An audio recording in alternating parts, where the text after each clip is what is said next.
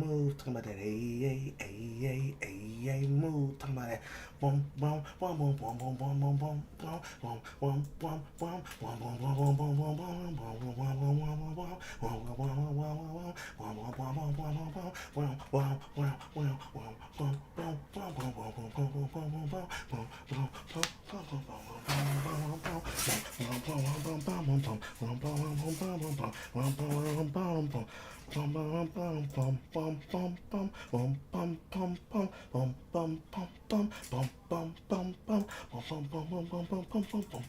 boom, boom, boom, boom, boom, boom, boom, boom, boom,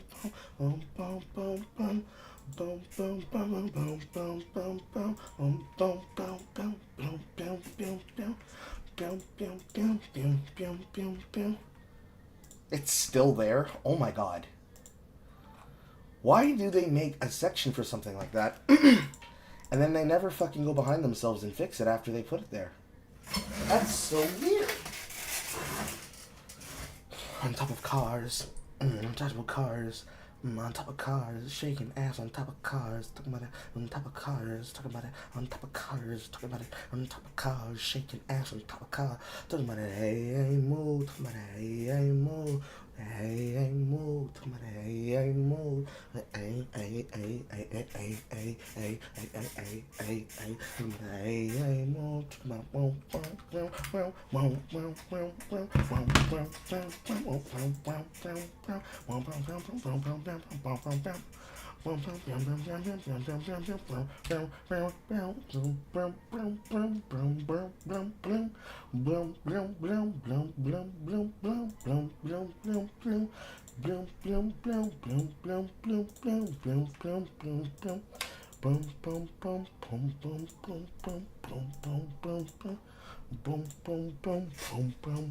boom, boom, boom, boom,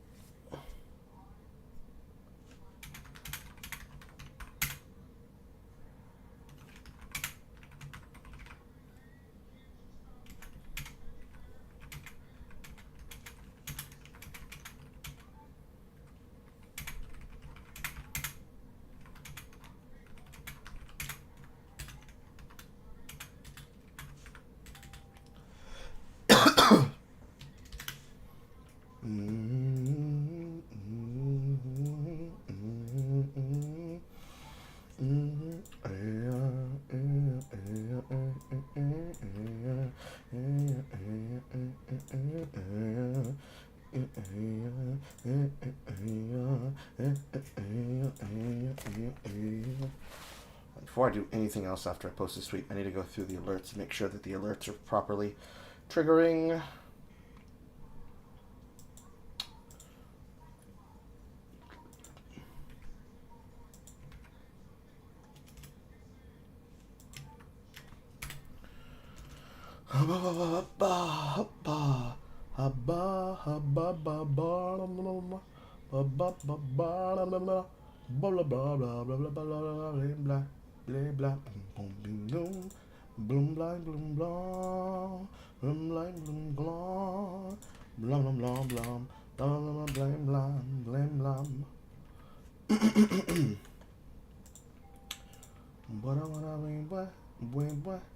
You had a killer grilled beef ramen.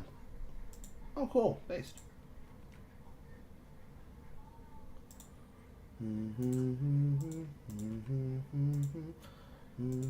Triggering.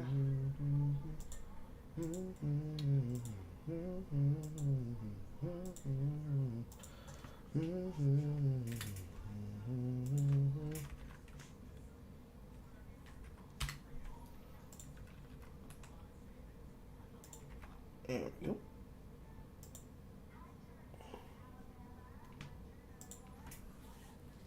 Everything should be good now.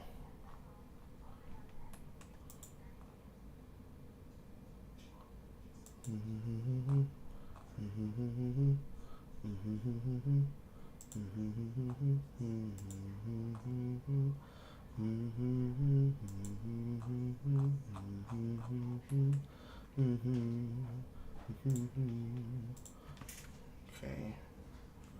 First, I'm gonna have to probably spend the weekend going through Botrix to make sure that the links are set up properly now through them, but for the meanwhile, I just don't have the energy. Let me double check. Or did I? It might unironically actually be the same.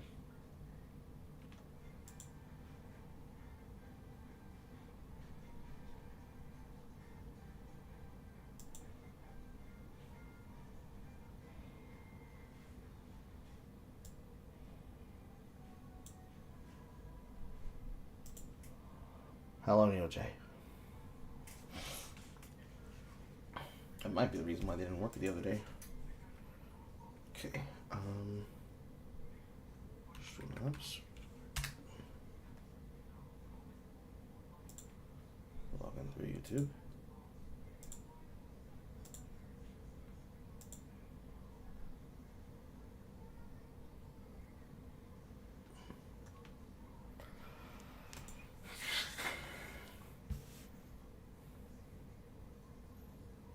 He doesn't have one for that. Then super chats. And then multiple ones. Somehow that one's there. Maybe it's because I didn't change it properly?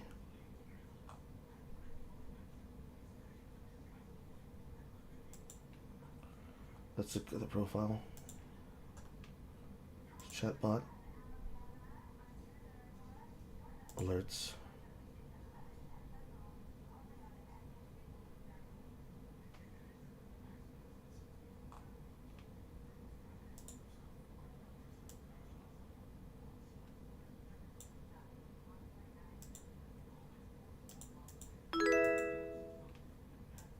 Okay, that'd be the Botrix one.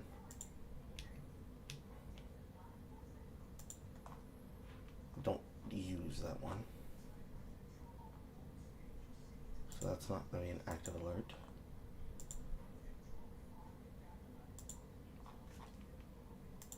Save settings. Let's use import alerts. No, that imports it from other platforms. Super chat.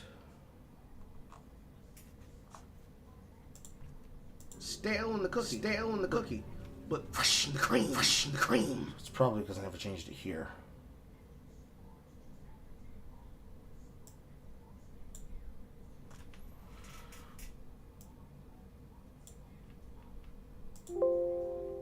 And this one I had added on earbuds, right? Yeah. I think it's time to cycle in the new ones. I don't have a lot of new ones, but there are new ones that I can cycle in here.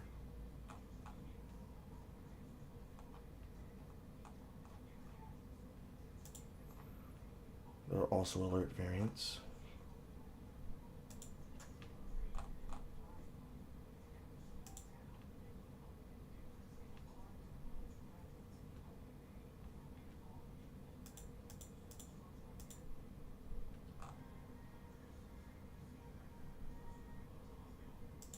I think it was number 3 she went with.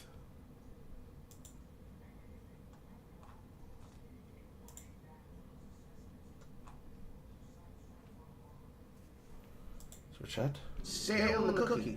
But fresh in the cream.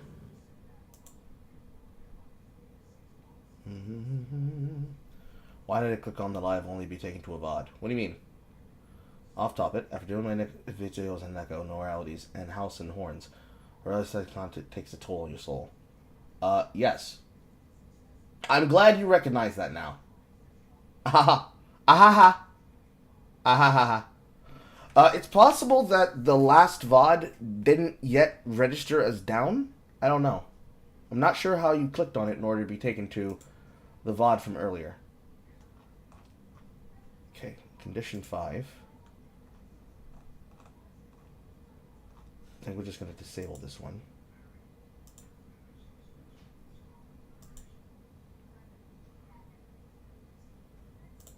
I don't recognize.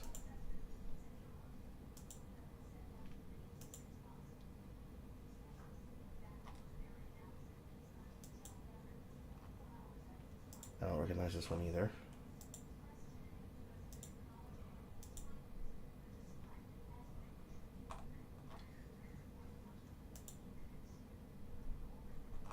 This one I also don't recognize.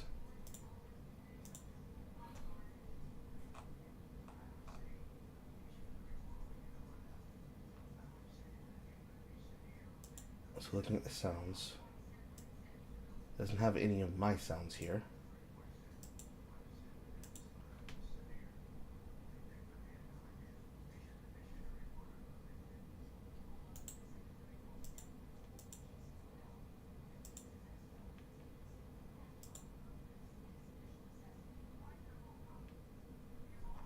I don't see no notifications. Good. And now, when I hit super chat, custom quantity of 5. And put some fucking earbuds on! You're in public! Okay, good. I don't think I ever cared about Raid. What even does that sound like?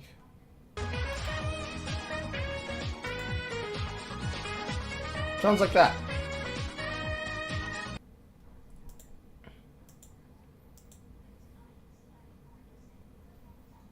And give sub. Yes, sir.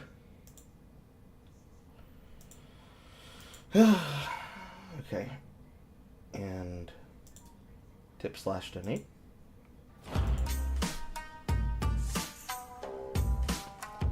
That never gets used, I don't think.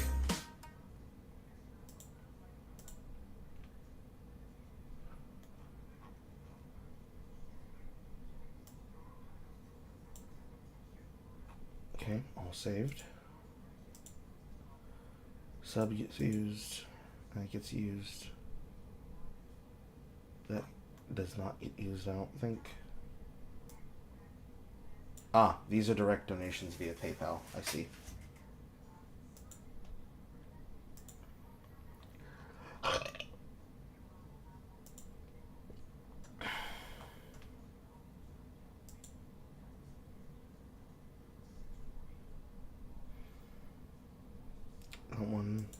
That one. Member array, super chat, gifted member.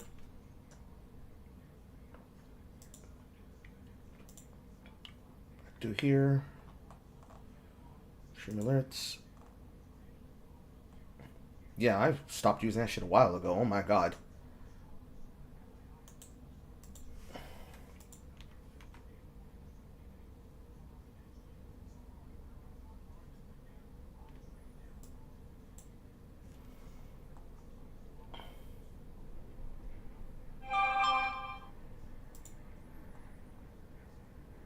That's fine.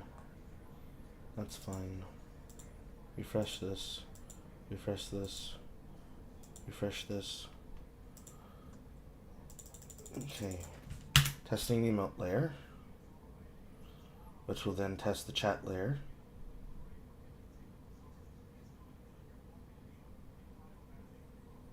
Any day now. Any day now. Any day now. Kappa.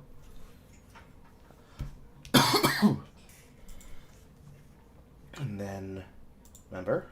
You are eating straight eggs, no bacon. The fuck are you doing? Okay. And super chat. And put some fucking earbuds on! You're in public! Okay. And gift sub. Very nice. Very nice. Okay. Profile switch. Twitch. Alerts. Import alerts. Import them from YouTube.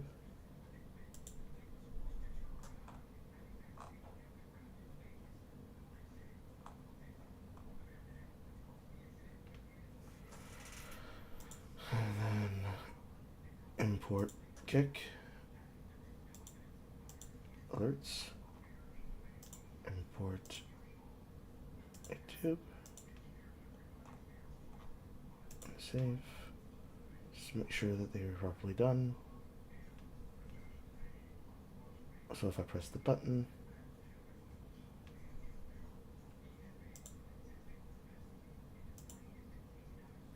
alright, Carl, what are you laughing at today? This is the other half of the minority game showcase for SGF. I found time to fit it in today. You know, I definitely can't wait for you to get big. Why you gotta wait? Make it happen today! It came from Jay asking me for some help because she wanted to make use of something for a AI generation. That's what it came from. So the same images inside of Discord from the AI generation from the other day, from the Harley Quinn fart comic read, those pretty much are the same thing. Occasionally Jay will ask me to send her something like a picture or my voice and use that in her generations to make her videos better. Because as we know, I'm a living meme. And as a voice actor, it's just in my bag.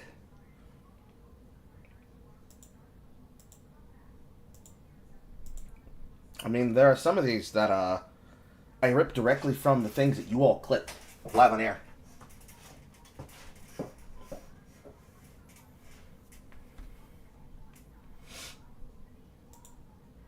So, like, for some clips, like this, all of these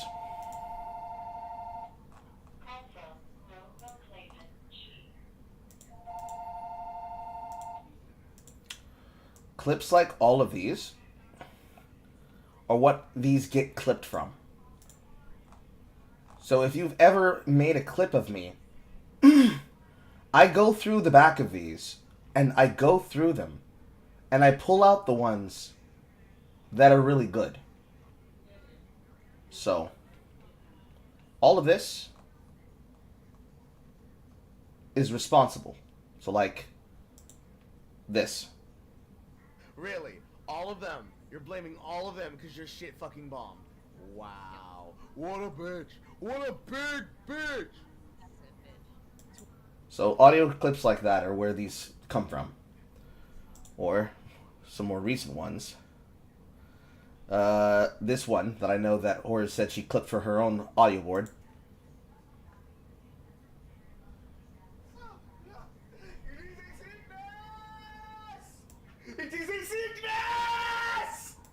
That's probably going to become an alert too. So whenever you clip on YouTube, Twitch, Kick, or independently, and then you post it to me, I take those, I throw them in the Carl posting, and then I throw them into a giant batch of work that effectively I have to do on the side. Like, here's one from Neo J. Shit! Get off the road! It's the devil! No, single player, Carl. How do you know it's the devil? No, does the devil have horns and a tail and legs? And does he hang his tail out like this? I don't know. Tell me right for it. Let's get the fuck out of here. I can only do so much. Oh, you shit! So basically, if you want to see more clips and get more audios that will then get used as alerts in the streams, watch the streams! Either in VOD form or afterwards. And clip!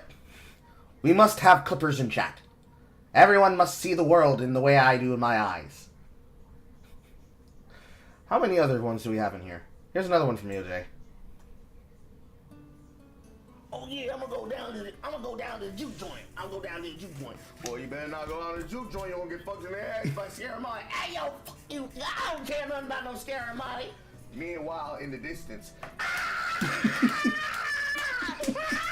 See, I told Crazy Billy say his ass out the jungle. I told him he get his ass foot by Molly, and now he's getting red.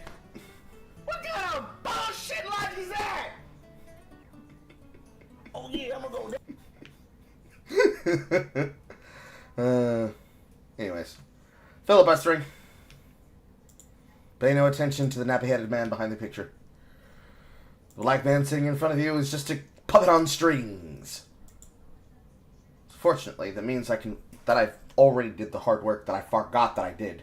So I went into the wrong program to fix it before. I would have had them updated 5 to 7 streams ago before last, but I forgot that I already did the switch over to Botrix. Kappa.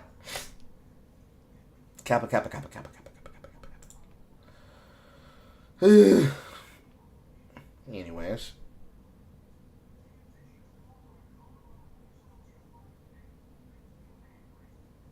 I am looking at a couple of other things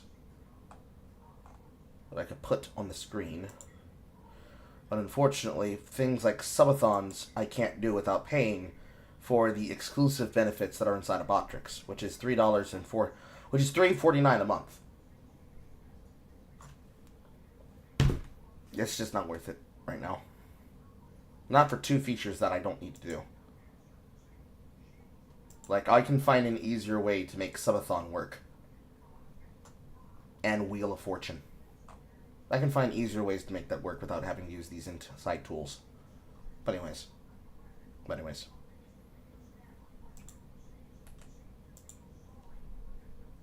Let me get on with the shit. Was there anything good from SGF? There are plenty of good games. There's just not a lot of good demonstrations. Like, they were really bad. Like astronomically bad. Astronomically. I can't wait till Radio Carl is live. Well, Radio Carl happens whenever I sit down and I make the concepts. In order for me to properly make things that I just don't keep re-showing the same ones that came from Season 1 and Season 2 out of my batch, I need to make more batch. Like, I haven't made batch 3 of the Carl posts. Because more than likely, I'm going to sit down with Jay and a bunch of other YouTubers or friends that I know, and we're just going to start cranking out these audios. And then I hand the audios off to Jay, and then I'm going to have her auto-generate them. And then we're going to have not just the audio portion, but also an audio-visual portion go alongside of it. That's at least the idea that I have. Anyways. Last I remember, because I need to look at my thumbnail, there was 2 left on this broadcast rotation. So I need to go to Summer Games. Assuming they didn't shut down the website. No. Rewatch the show. Look at the dog shit we had to offer. Yeah, it was so shit. Yeah. Because technically, there was another 2 days of game... Well, I covered the State of Play. That was on June 4th. I didn't cover the State of Unreal, because the Unreal Engine and the Epic ecosystem is garbage, gargling dog shit. So, there's that. I was going to look at the IOI showcase on June 6th, but it just wasn't coming up fast enough. We covered Day 1 live, including Day of the Devs and Ball Pit. We covered Wholesome and Women-led games, which means today is Latin American and Southeast Asian. And then the corporate ones, as I listed them, are the Green Games, Frosty Games, and Xbox and Outer Worlds 2 Directs. And then I put the Black Voices in Gaming together on the same one, because even though the Black Voices in Gaming was premiering by itself on June 9th, I just figured it's literally a corporate show game. So, stick it in here with this one that looks like it was created inside a fucking blender, and then put it next to this Frosty Games Fest, as well as the Xbox reveal, and the Summer Games Fest for the Black Voices in Gaming, and then just let the Death Stranding 2 game premiere with the cast stand on its own, which I'm still on the fence on doing. I feel like that one, it's been too long, but I might just like throw it on just for people. I don't know. Because we watched the PC Gaming Show live, and that shit was garbage. Hot garbage. Let me bring this up now.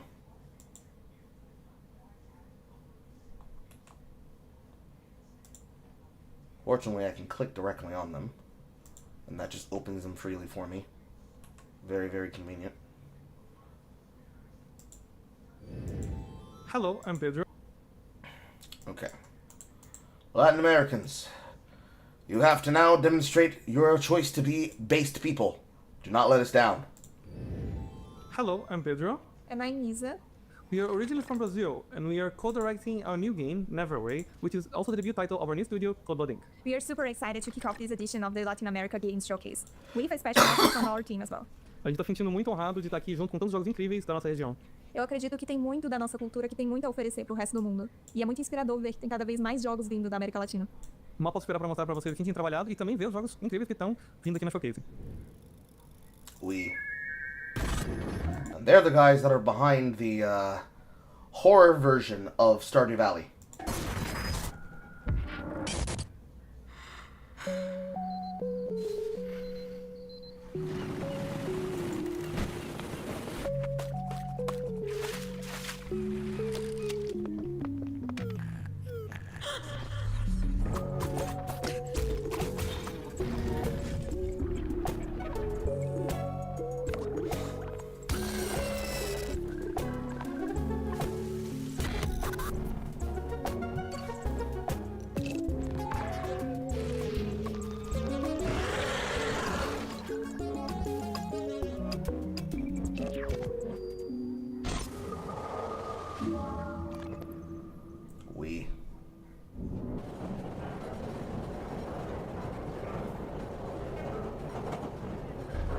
My opinion of Neverway remains the same. It's like middle of the field. It's something that I can definitely see myself playing. So many games. So many games.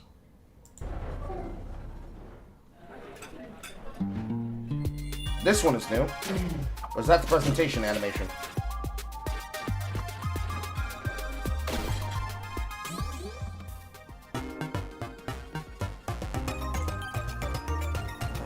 No, that's the penetrate. That is it. Okay. Wow. All right, Latin Americans, you have my attention. I almost thought that was a video game. Hola and welcome to the Latin American Game Showcase Summer Game Fest Edition. I'm Steffi Varela. Now, you see, now, women-led gaming and wholesome games, you see how they bring the women out? And the women look attractive, and they don't look like a meme, and I don't want to make fun of them based on things that otherwise would make them seem like they are midnight ballerinas. That's how you're supposed to present your women. And men.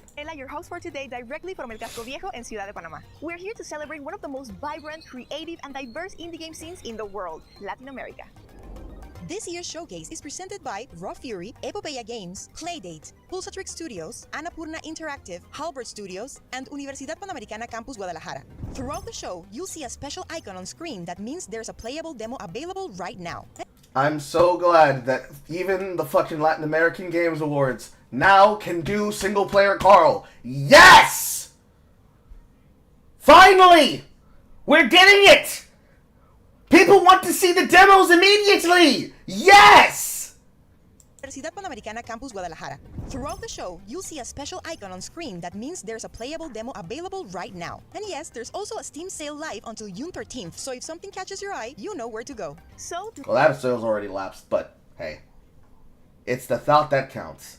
And the reaction that's worth more. Let's go. To kick things off, here's a selection of games you can play right now. In 9 Kings, build your empire, battle rival rulers, and craft wild synergies in a fast-paced roguelike kingdom builder. Thousands of builds. You know, even though I'm a fan of roguelikes, maybe we have too many. Endless replayability. Can you break the game? Race upward through the ruins of Substructure 17 in White Knuckle, a roguelike speed climber with zero room for error. One slip, and it's a long fall into oblivion. Restore order in a delightful hand-drawn world in Bubumbu. Solve cozy puzzles by returning quirky lost items to their rightful place. It's short, sweet, and heartwarming. You see, the voiceover helps you just get between each one. And because they've already shown some of these, like White Knuckle, it's not like the last presentation on the Direct and Women Land Games Direct, where instead of covering things with even like a blurb of, hey, here's what this title is, and instead of putting in a fucking montage, they at least have a voiceover that walks you through the general idea of exactly what the fuck you're expecting to get.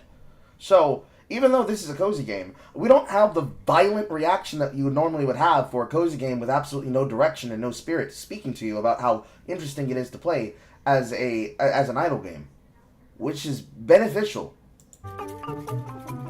It controls the pacing of everything. Join Axel and Hazel in Code Bunny, a lightning-fast action platformer where movement is combat. Master 2 unique styles to fight back chaos on the Now that looks innovative and fucking exciting. planet Luna.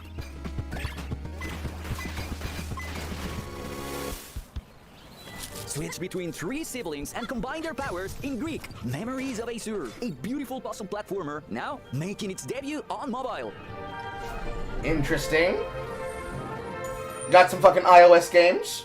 Interesting. Sometimes you're just not sure what you're in the mood for. It's tough to choose just one thing. This next group of games blends genre in ways you wouldn't expect, and somehow it just works.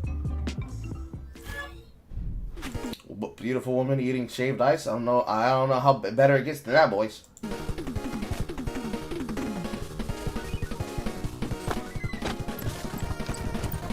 Another roguelike? Clearly pulling on the energy of Castlevania. And this time it's not a Metroidvania, it's literally just Castlevania. Castlebound.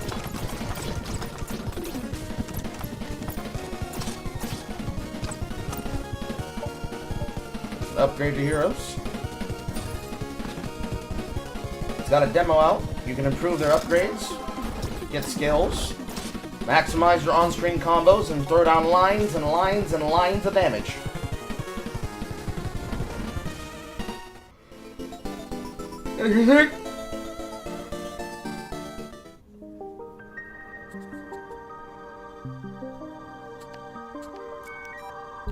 A PC simulator? Oh no. Oh no. Oh no. It's a good old time. It's the good old time. Thank you for the 25. Let me just go ahead and spit on it. And just give you a hand job.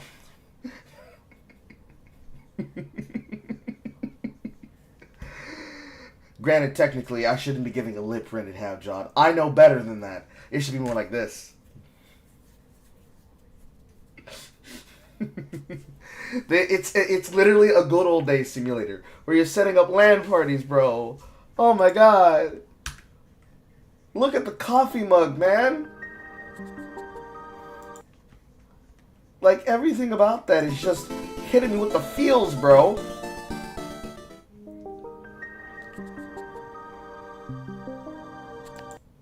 Just the old days of the Big Back and the fucking grayscale PC tower put up in a room with all your shit. This is actually very similar to how my bedroom used to look.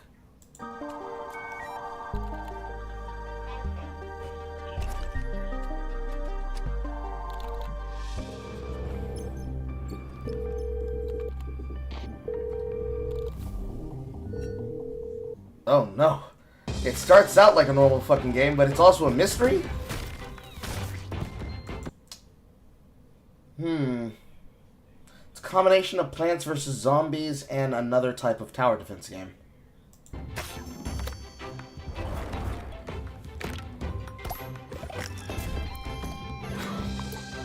What's that game series called? Balloons?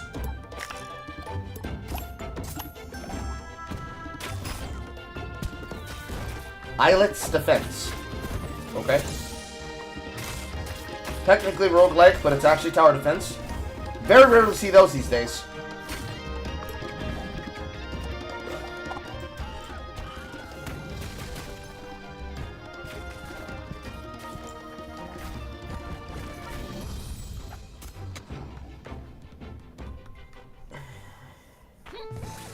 And Wander Stars.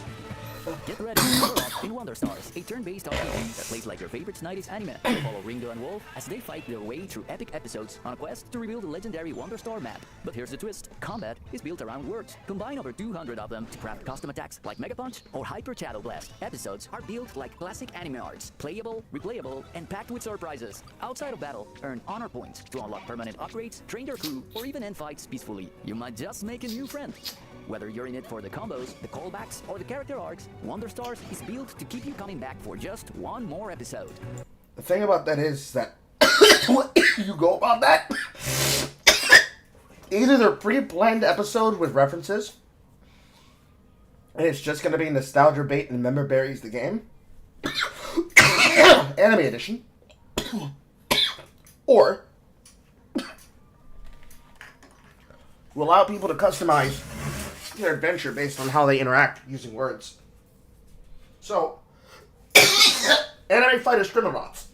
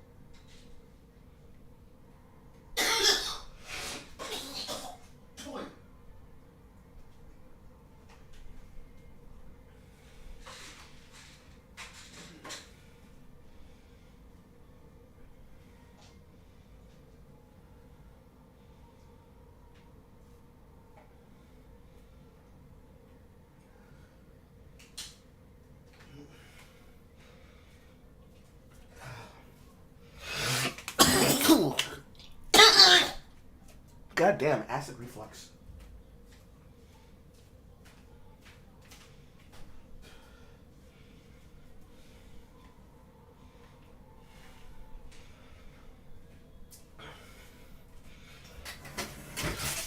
Excuse me.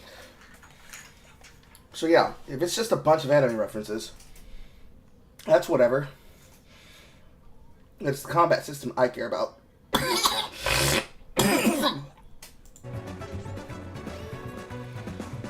I just wish I didn't have to wait till August.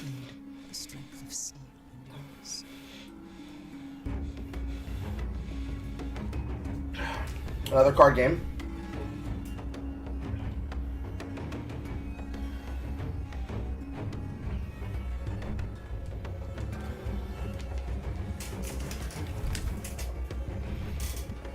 Iron Hive, Quarter 4, 2025. This is something I've got to do on August. This is where some of my collabs are going to be coming up.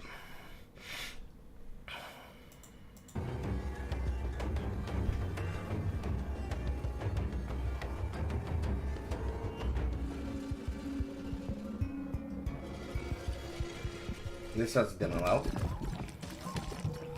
Platformer, tower defense.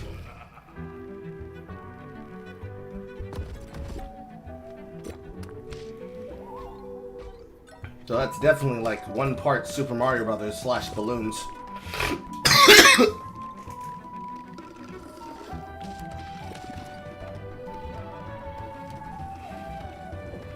Quarter 4, 2025. And the demo is already available.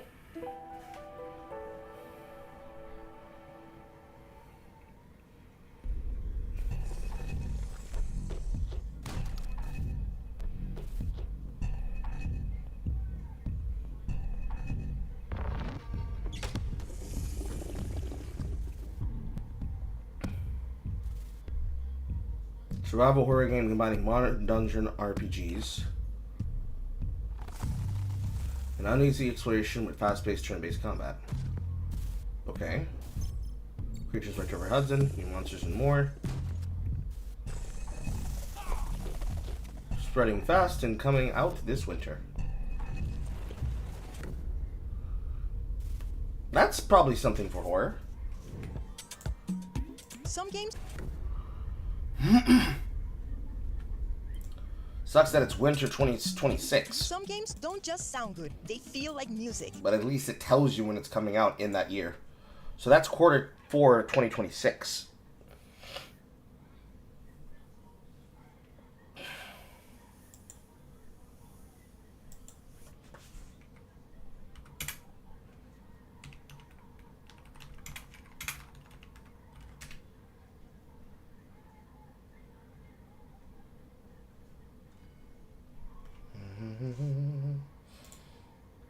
Post it into the gaming channel.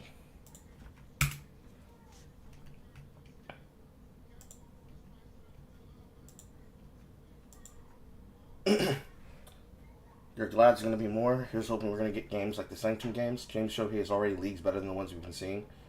Because they are actually showing gameplay, not trash cinematics. True! Big true. Whether it's storytelling through sound or just a killer vibe, this next group of games puts audio front and center. A vibes video game? It appears to be a feng shui simulator.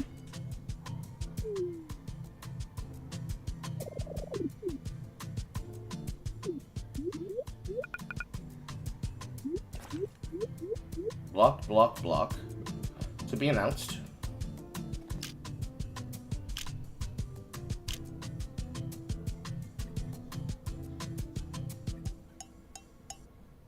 Ok. Oi, eu me chamo Juno Cecílio e eu sou um indie dev do Brasil. Eu gostaria muito de apresentar para vocês o Change 7, que é uma carta... You are speaking so fast, sir.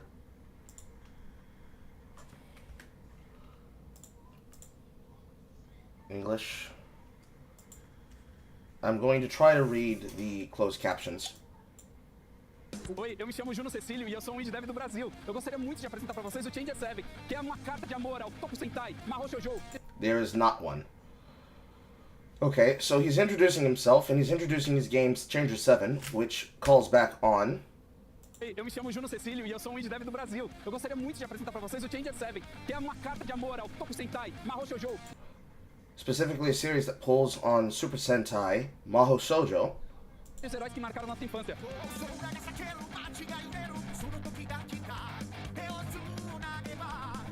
So it's basically a action-adventure game that is trying to give you the same energy as if you are watching a superhero TV show. Okay.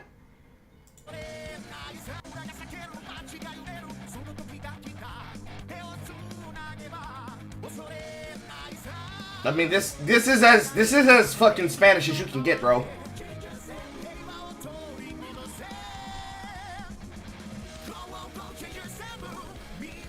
They even have the fucking soundtrack down pat. That's pretty based.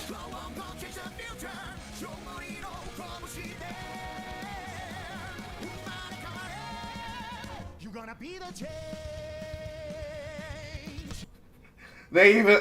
I think these are the first people to do this. They've got fucking QR codes for their shit. Hey, listen. I might not be able to fucking understand what he was saying, but I heard him, okay? That's a clip.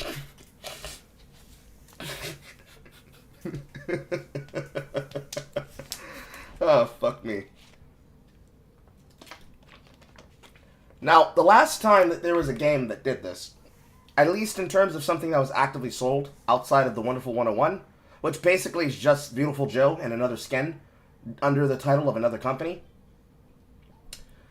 This is only been followed up by another game by the name of Chroma Squad. And unfortunately, when Chroma Squad was making their game, they came under the fucking viewpin and the ire of fucking Haim Saban, who then demanded that they have to say that that series was inspired by Power Rangers instead of what it was actually inspired by, which was Super Sentai, which is Toei branded.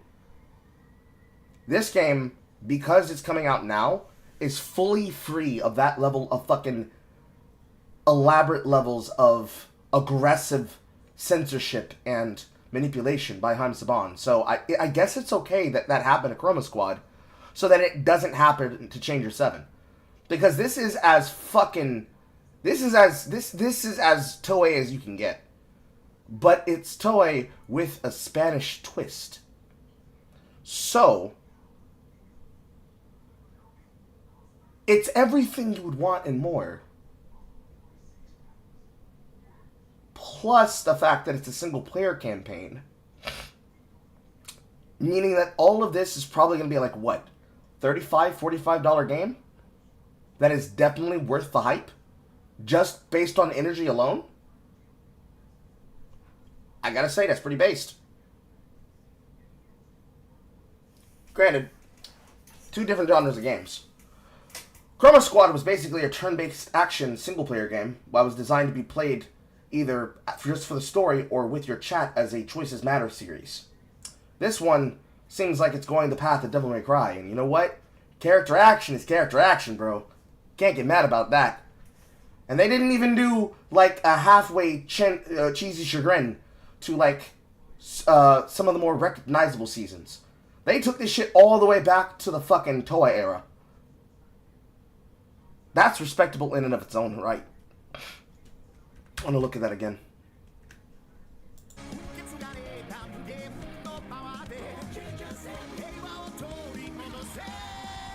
Yeah, that's definitely the crossover era between Heisei Era 1 and Showa Era 2. That's definitely Toei inspiration music right there.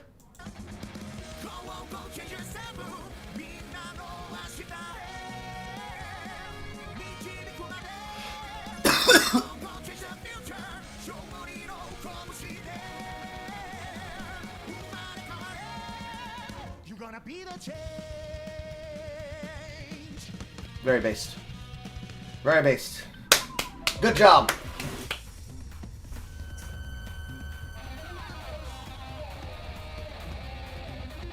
What is this?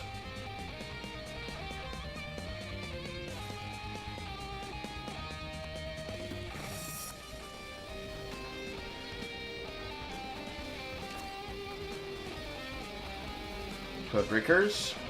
Okay. It's like a new age Mega Man, more or less.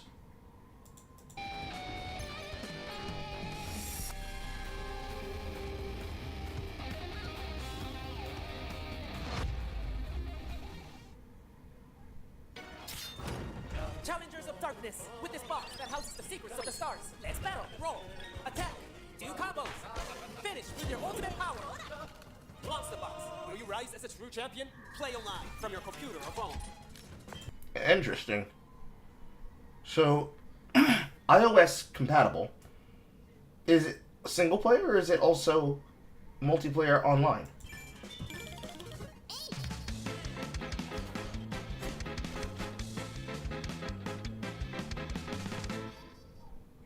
Got an open beta. You know Power Rangers, but you never got into Sentai as a genre. If we're being honest, Super Sentai isn't a genre. The genre is Tokusatsu, which is costume superhero. Sentai is the brand that is created out of what is effectively the task force and or chosen hero teams that are specialized by the Super Sentai franchise. Everything from Go Ranger to the current series, which is the #1 Gozuger. You have a lot more than just Sentai and the American counterpart made by Haim Saban, Power Rangers. Or rather, I should say franchised by Haim Saban. That nigga don't make shit. Not since MMPR Productions, at least. You've got Sentai. You've got Masked Rider / Kamen Rider. You've got Metal Heroes. You've got things like Dojengers. You've got parody series like Treasure Ranger or Akiba Ranger, which is a spoof on Sentai. You've got things like Tomoki Heroes, You've got things like Garo. You've got things like Ultraman. And anything that I have not named in between that belongs in that franchise. Or rather, that belongs in that genre. Like Ryukendo. So, you can start anywhere you want, honestly, when it comes to the genre. As for the franchise, you're probably going to want to go with the strongest entries in that series. 1 to 3 out of them for majority.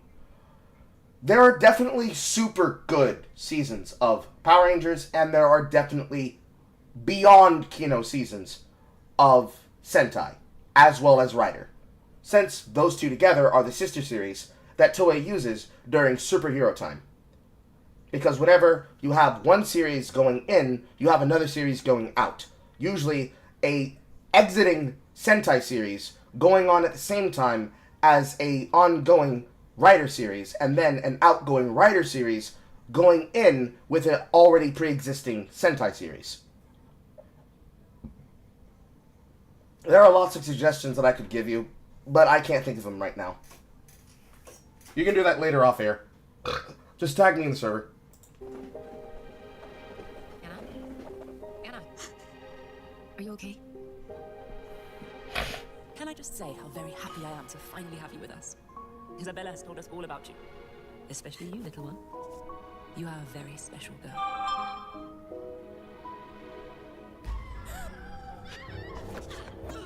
Be at peace. There must be no violence. Caroline, I'm scared. Now stop struggling. You belong to us. Tormented Souls 2. Q4 2025.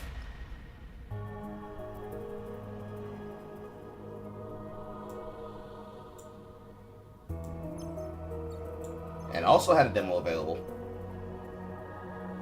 That's definitely up Horror's alley.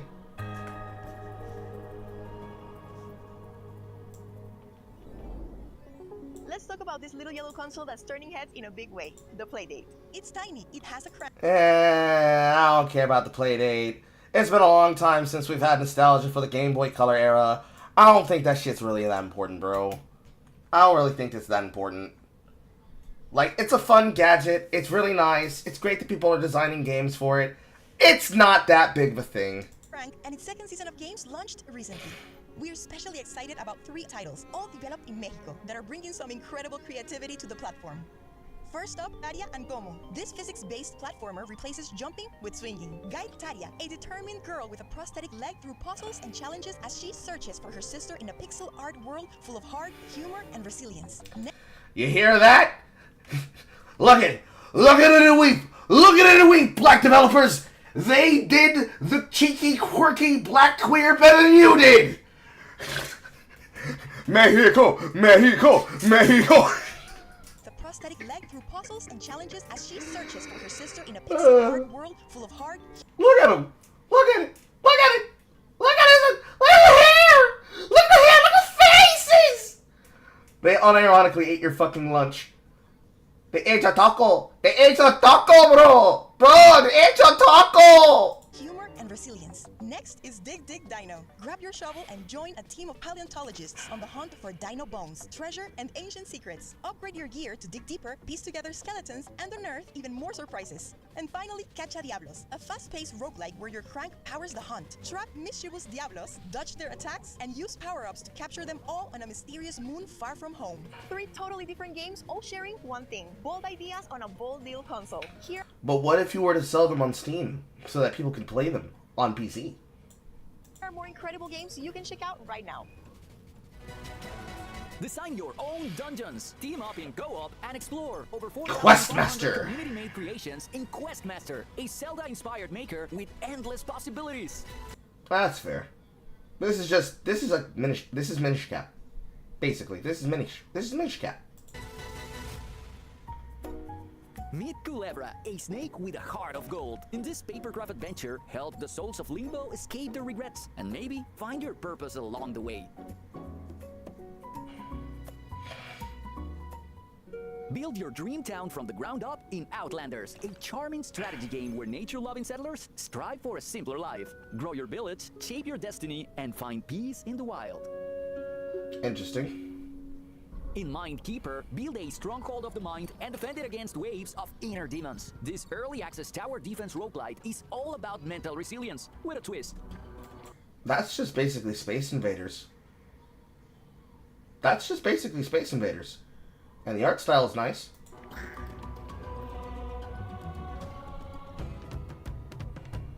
Mix and match cards to create powerful units in Kingdom of Cards. Experiment, expand your domain, and get ready. The game's new content update drops with the showcase. Oh, that's nice. Step into the eerie world of Dreamcore, a psychological horror set in liminal spaces. And later today, Nice. discover its new Playrooms update. If you dare explore what's That's definitely something for horror. beyond reality.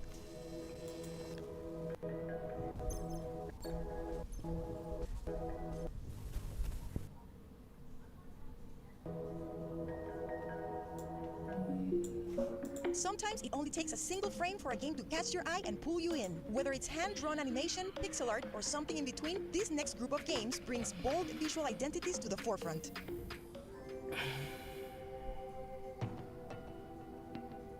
Okay. This has cozy aesthetics written all over it. But it's probably a platformer. Yes.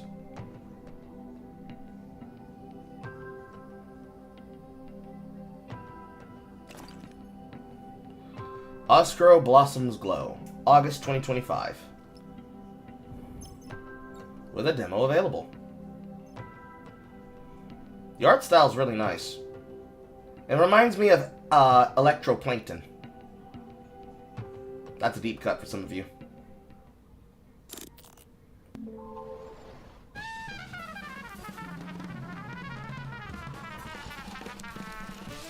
It appears like we're just getting a bunch of games that all have the same aesthetic of going back to the 1920s. Fallen Aces, Mouse, PI, and now this one.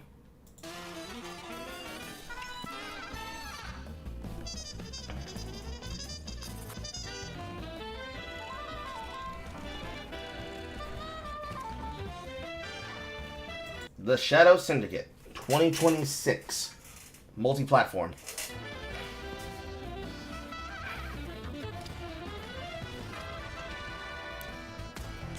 Oh boy. It's basically Max Payne, but furries.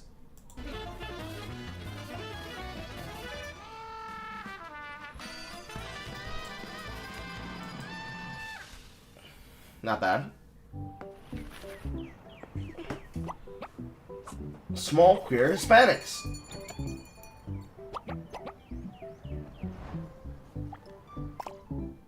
Merge matching breads to make new breads.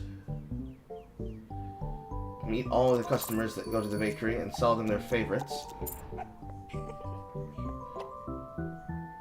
Pantico Merge.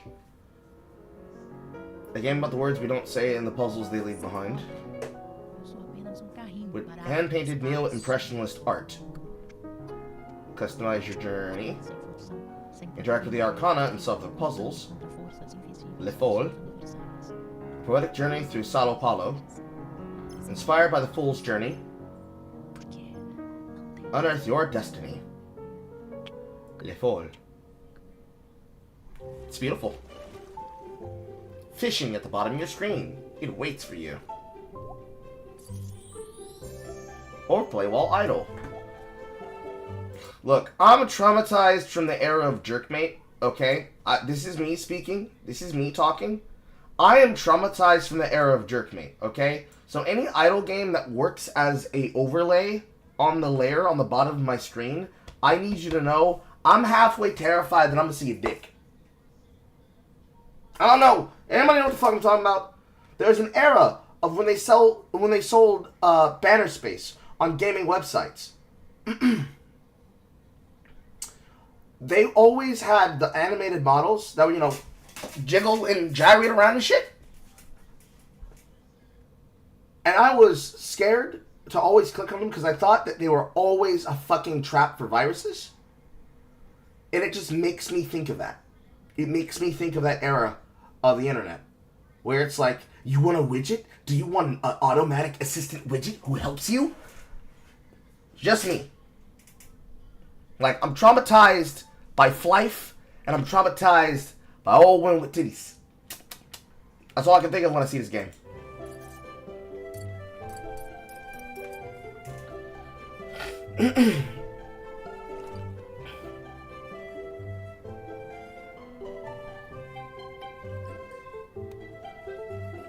The fact that it's a game that you can resize while you're playing other things and that are at least windowed is like really crazy.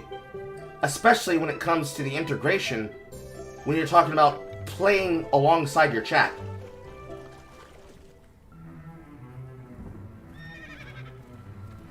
That's interesting.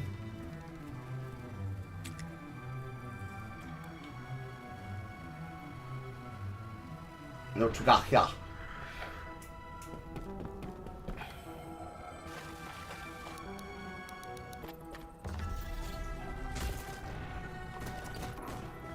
Shadow Sentiment, The Roots of Evil, Q4 2026. That's nice. Might be a good pistol game for horror.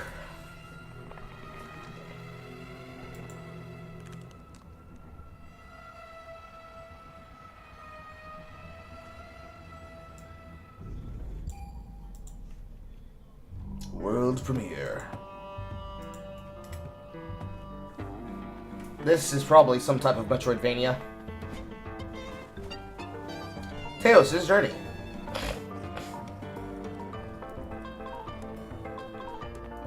As soon as I saw the skeleton laid out like a Chizo statue, that's what I knew.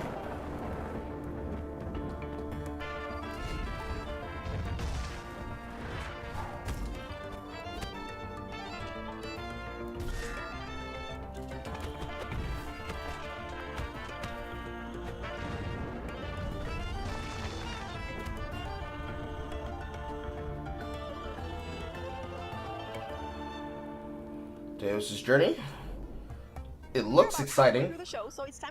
Doesn't directly interest me. Raw Fury, an ongoing partner and supporter of the Latin American indie scene and publisher of one of the best games of the year, Blueprints. Epopeya Games, Brazilian developer and publisher with 15 years of experience with titles like Gaucho and the Grassland and Mullet Magic.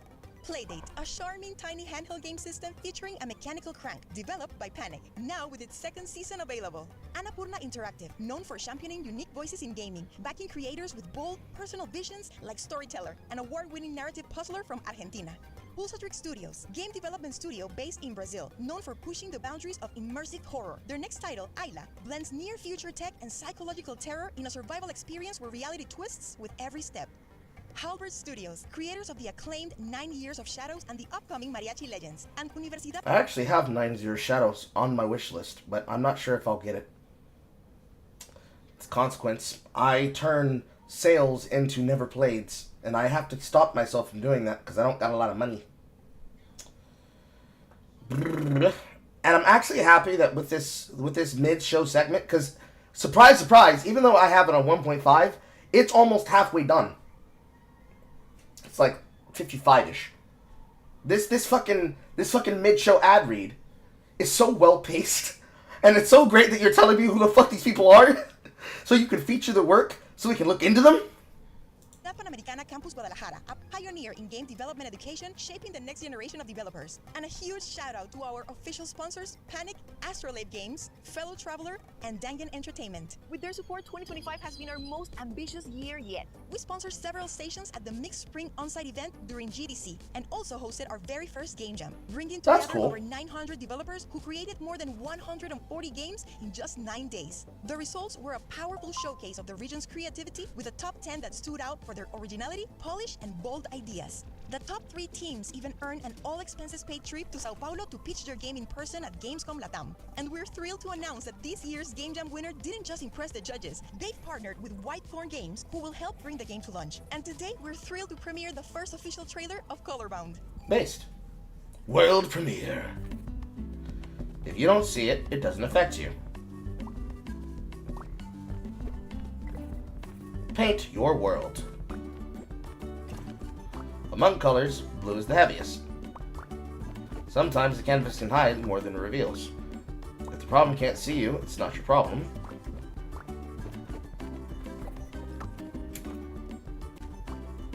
Okay, I'm not reading it fast enough. This is to be announced. If the problem can't see you, it can't reach you. Though hiding comes at a price. You can't move.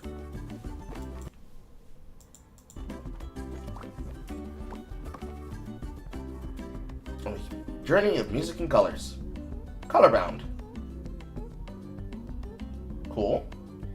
Handpipe Studios. Before we move on, we also wanted to talk about an indie game fund backing 3 of our titles, Outer's Love.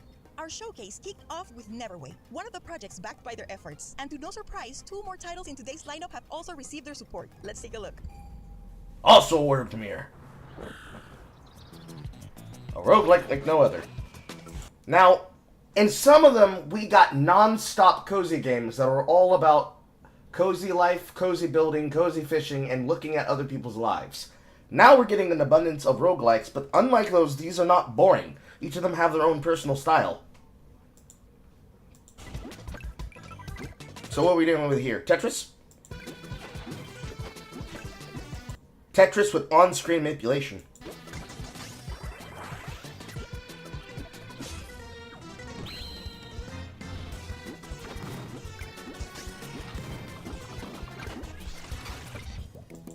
I think this is the first time that I've seen something that has combined the technique of Bomberman alongside Tetris. That is so fucking inventive.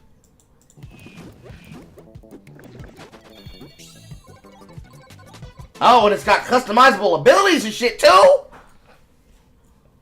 Wow. Gunny Ascend. Q4 2025.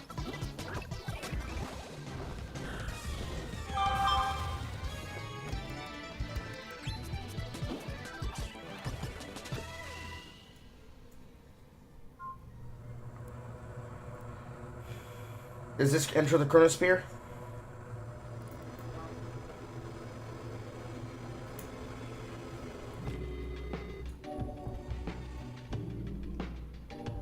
Nah. This is a horror search game.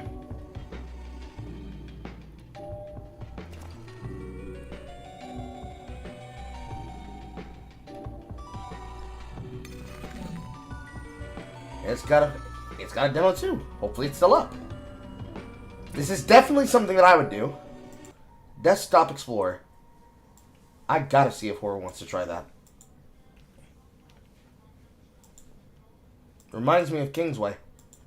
It's been a while since I logged into that, and I never finished my guide for it.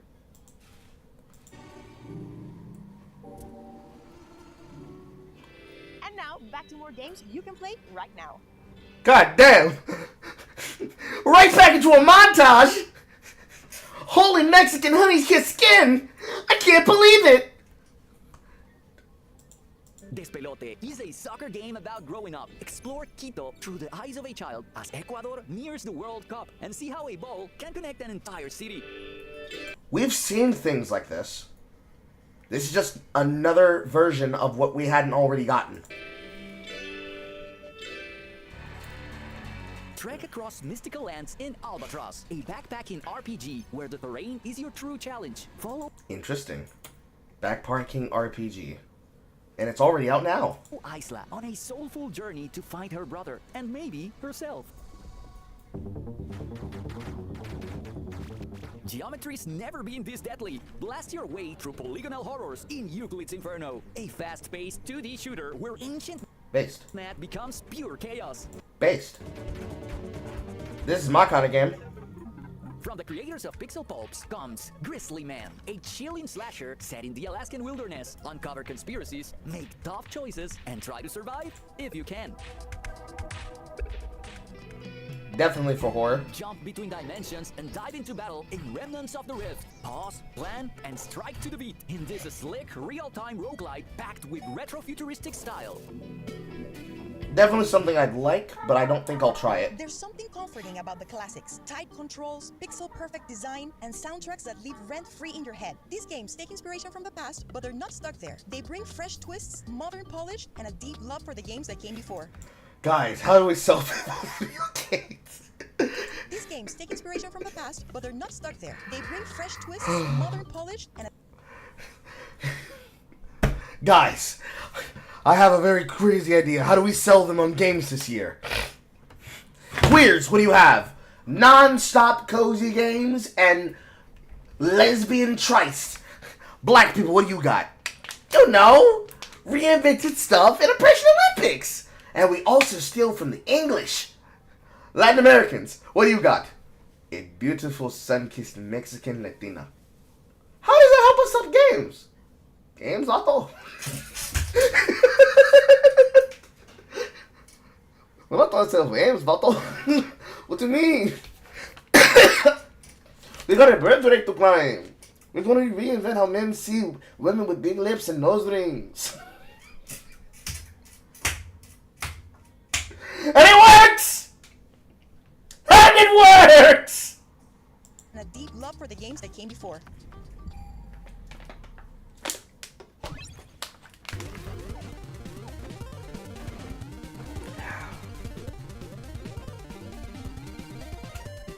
A nice carryover roguelike action arcade. It's not Shovel Knight, but it might as well be, bro. Now I'm bringing back Game Boy Color aesthetics. Before, it was like Nintendo DS. Then before that, GBA. Now, Game Boy Color. Lost Vulcan. Q4 2025.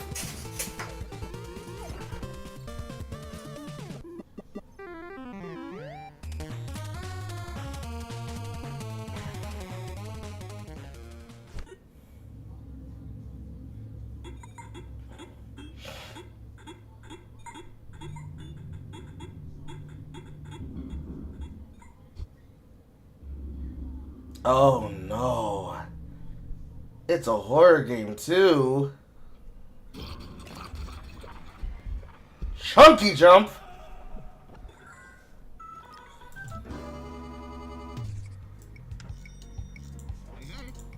If it isn't my favorite circus performer, the lovely Kiwi. A new adventure in the world of the bunny. The Bunny Graveyard. It's also canon. Releasing in 2025. Hopefully this summer.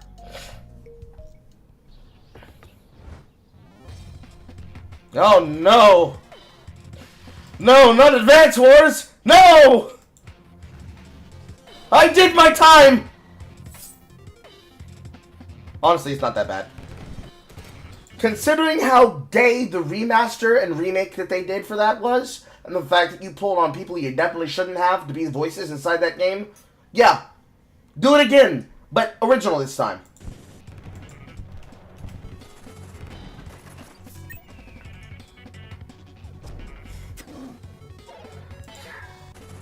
Oh my god.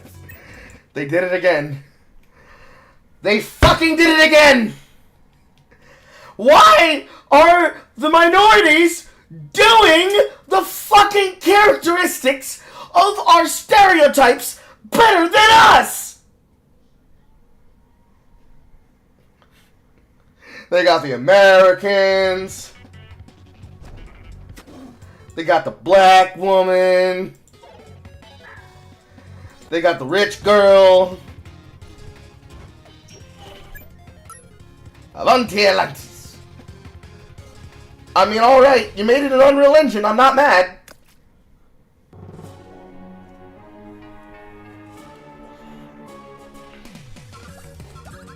Kirby Dragon? That's what I think of. I think of Kirby and a simplistic, cozy game aesthetic with some bells and whistles.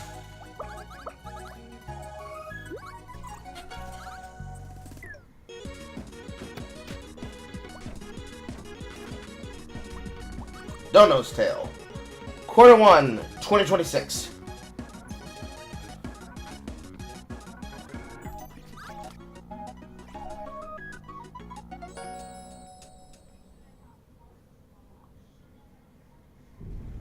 So cute.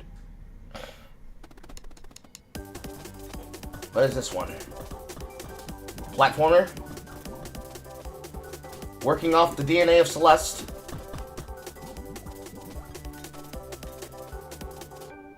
Every second counts. It's timed? It's timed. A speedrunner? A Celeste speedrunner? Leap Galaxy, Q4 2025.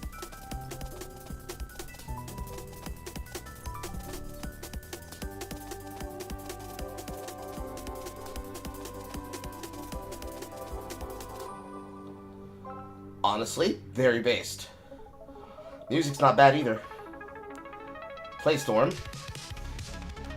Ship combat? Is it roguelike based? No. It's a run and gun in the spirit of Gundam. So basically well, I wouldn't say it's a clone-ish Cyber Shadow. It's just in the spirit of games like Cyber Shadow, which are in the spirit of Strider Hue and Ninja Gaiden. Eagle Knight Paradox, Q4 2025.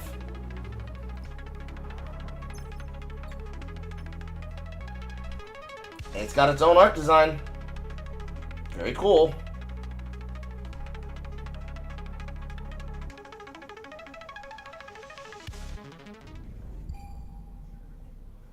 They've got the fucking cripple fucking style on the motherfuckers in his fucking neck. Now these motherfuckers shook. Another Zelda Minish Cap, I wouldn't say clone, but I would say inspiration.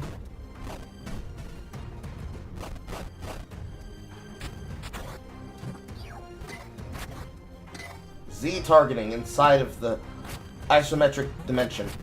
Requiem of Shadows, Q2 2026.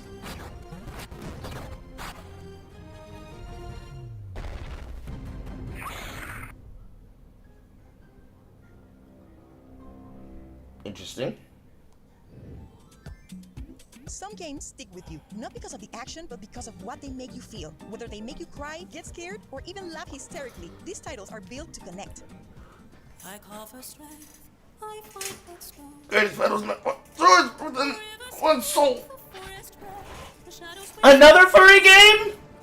God damn, the Latins are fucking up every demographic hard. Twice at least. Danger is Bogdan's Cross, Q4 2026. You hit or you bleed. The wolves howl black against the night. My flock is scattered out of sight. With lifted You are staff eating and straight eggs, no bacon. What the fuck are you doing? but walk the fight Thank you, Dusty Girl. to bear his light. They will question. Hello and welcome. But that is irrelevant. No one is. We are not chosen because we deserve it. We are chosen because purpose demands a vessel. This is definitely a cozy game. Yes, we've already seen this one, I think.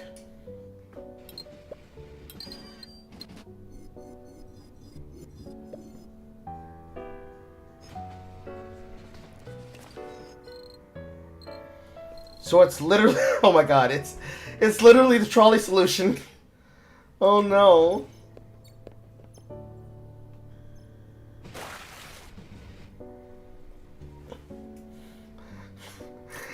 They made a game to troll with the trolley solution. Amau. And now, Latin Cowboy Simulator. Gotcho in the Grasslands. July 16th, 2025. So, not that long. Like 3 weeks?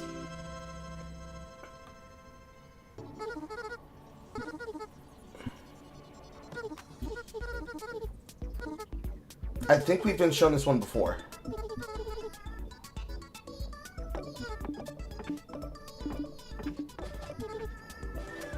It's kind of like a mixture between a cozy game and Katamari Damacy, with extra steps. It's probably a run like Bubblegum Galaxy. Yeah, I think we've been shown this before. But hey, they're reminding us.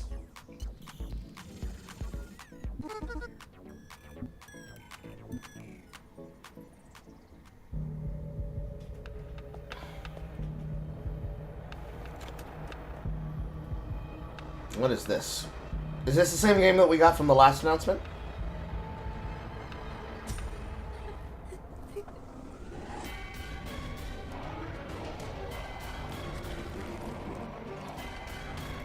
Damned 2.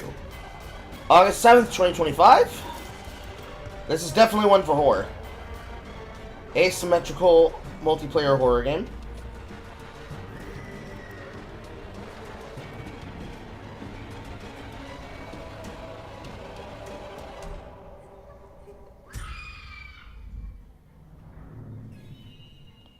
Based.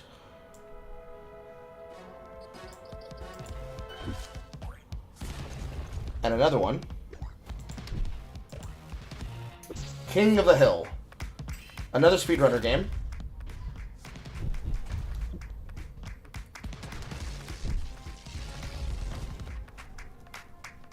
Six online players. Main rules: don't fall, don't kill Rumble. Quarter 3, 2025.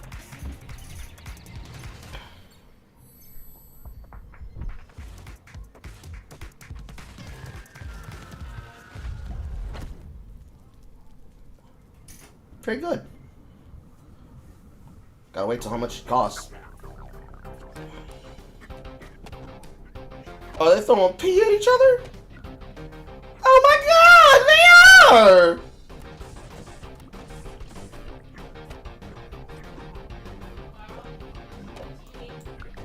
Interactive worms, I guess. 1 second.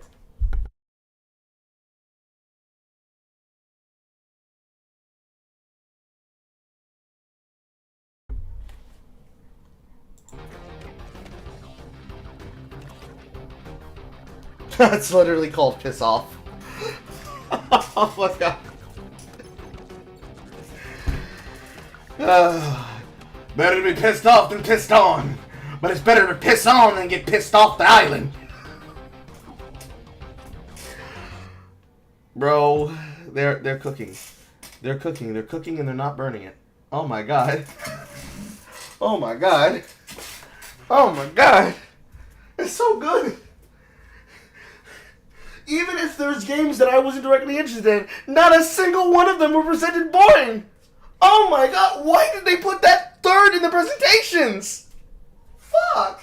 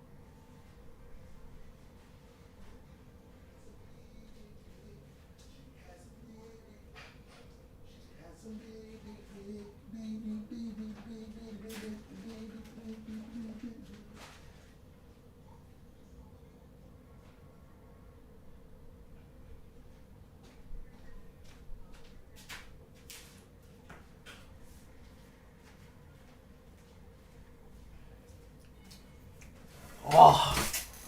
Oh.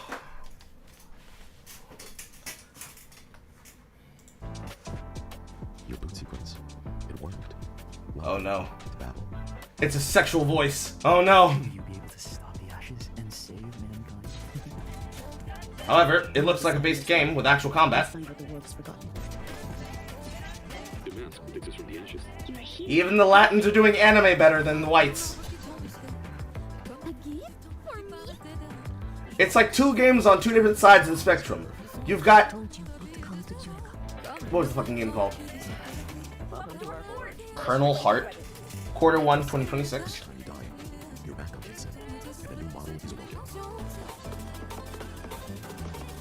So on one side of the spectrum of Latin America, you've got Changer 7, and on the other side, you've got this. And they all understand the effect of what you're supposed to get out of anime. Multiplayer closed alpha? Oh. And that's our show. Big thanks again. And it's all over. That fast. Lord have mercy. In this world of ashes, will you still remember me? It looks like it would be a fucking gacha mobile game, but it's not. And that's our show. Big thanks again to our presenting sponsors, Raw Fury, Epopeya Games, Playdate, Annapurna Interactive, Pulsatrix Studios, Halbert Studios, and Universidad Panamericana Campus Guadalajara. And to our official sponsors, Panic, Dangan Entertainment, Fellow Traveler, and to Astrolabe Games, who we send a special thanks for their help in our first ever stream on Bilibili. We also want to thank our co-broadcasters and PR and media partners. And of course, Jeff Amau. Keighley, Emily Weir, and all of the Summer Game Fest team for their continued support. Don't forget, the Steam sale is live right now, and we're teaming up with our friends at the Women-Led Games Showcase and the Southeast Asia Games Showcase for a special bundle. 9 games, 30% off. Be sure to stick around for the Southeast Asia Games Showcase coming up next. And if you missed our friends' showcases earlier, their VODs are waiting for you.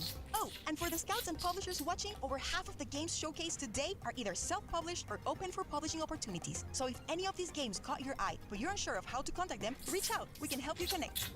They literally did everything possible to make sure that they got off the fucking ground, including making sure that they were able to do everything possible to connect them with the fucking group. Oh my god.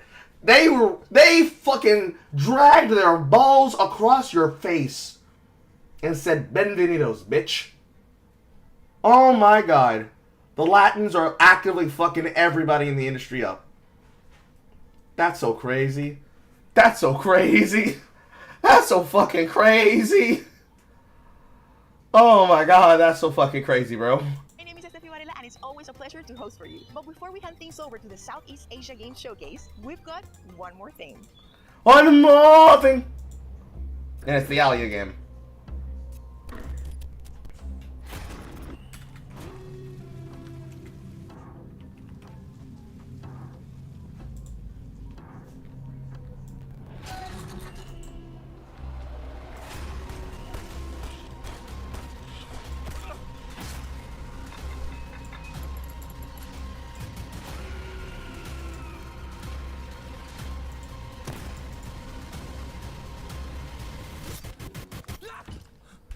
Hello, Samuel. My name is Isla. Spiritual successor. Definitely in the VOD of System Shock.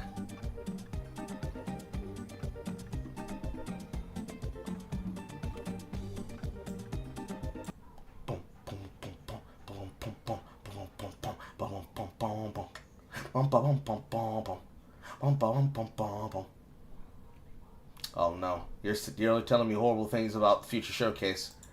Oh no, don't spoil it. I want the dog shit to be firmly held in my mind when that comes across. Alright. This is Pon. He's a Tanuki. This summer, by order of the Tanuki god, Pon has to restore the great Tanuki shrine. To do so, he needs to earn money. Pon takes on the role of a delivery Tanuki, mixing hard work with studying around town. BMX Raccoon! Jesus. It's a busy summer for Pon, but even Tanuki need to rest now and then.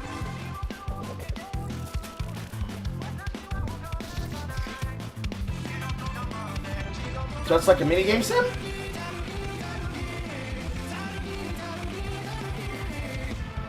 This is Pon Summer. We hope you'll enjoy the adventure together.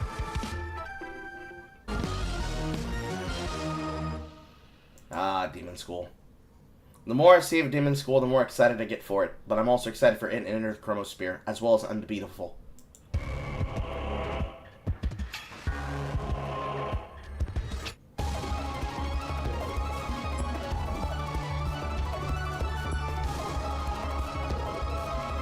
Is probably the closest you're going to get to a spiritual successor of Demon Summoner, or excuse me, Devil Summoner, for Megaten, cause that is just Megaten. It's Devil Survivor. Why would I forget one of the best fucking series that I've ever played? It is literally Devil Survivor.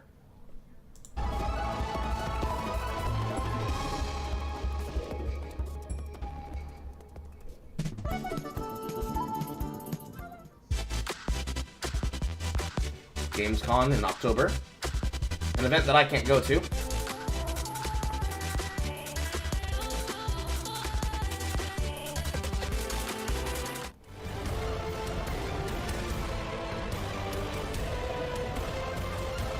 Blasphemous clone?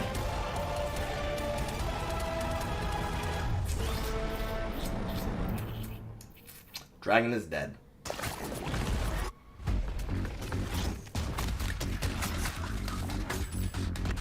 It's not the same castle game we saw before, is it?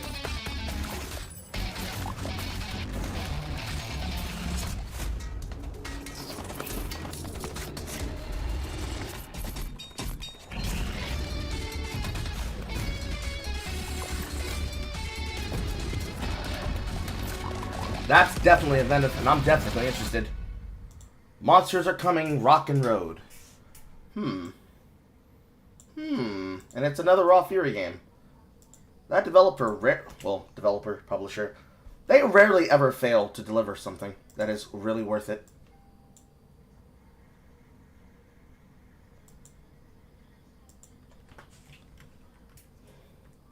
Yes.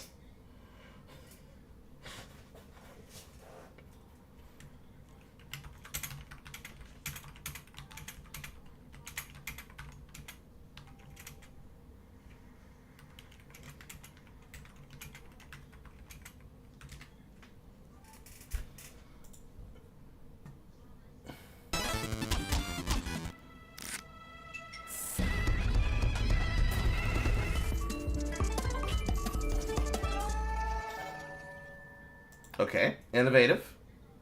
What's good, everyone? Welcome to the very first Southeast Asian Game Showcase, Summer Game Fest Edition 2025. I'm Michael Hyam. I'm Samantha Lau. And I'm Mark Johan. Over the course of the showcase, we'll be sharing... And you guys are the definition of medium ugly. That's a bad freeze frame, okay? I'm gonna be serious. I'm not doing you favors here, sir. That's a bad freeze frame in the middle.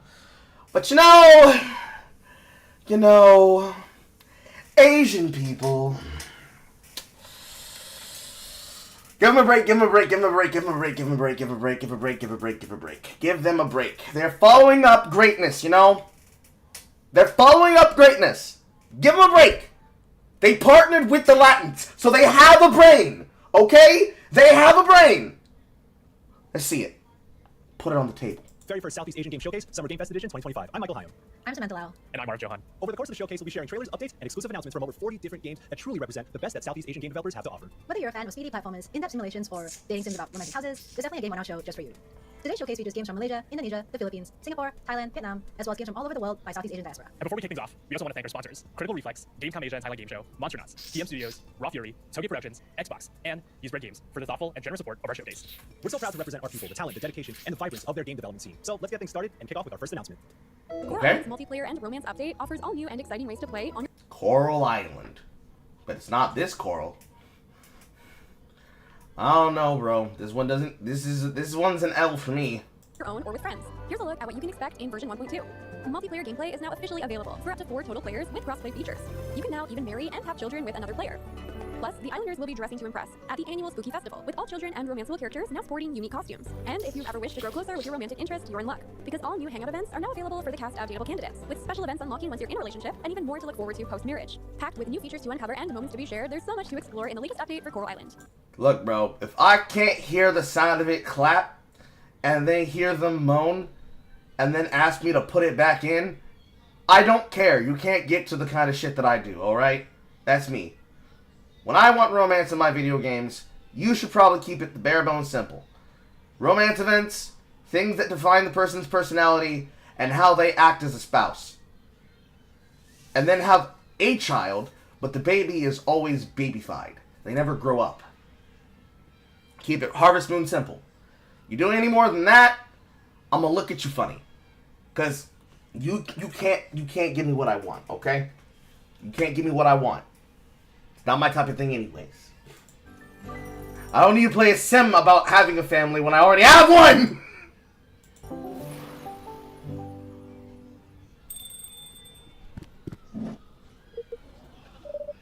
This is definitely a food sim. No, it's a drink sim.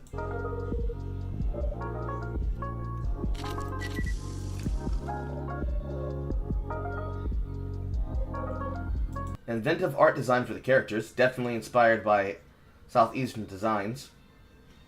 But, you know, not exactly for me, but it is what it is.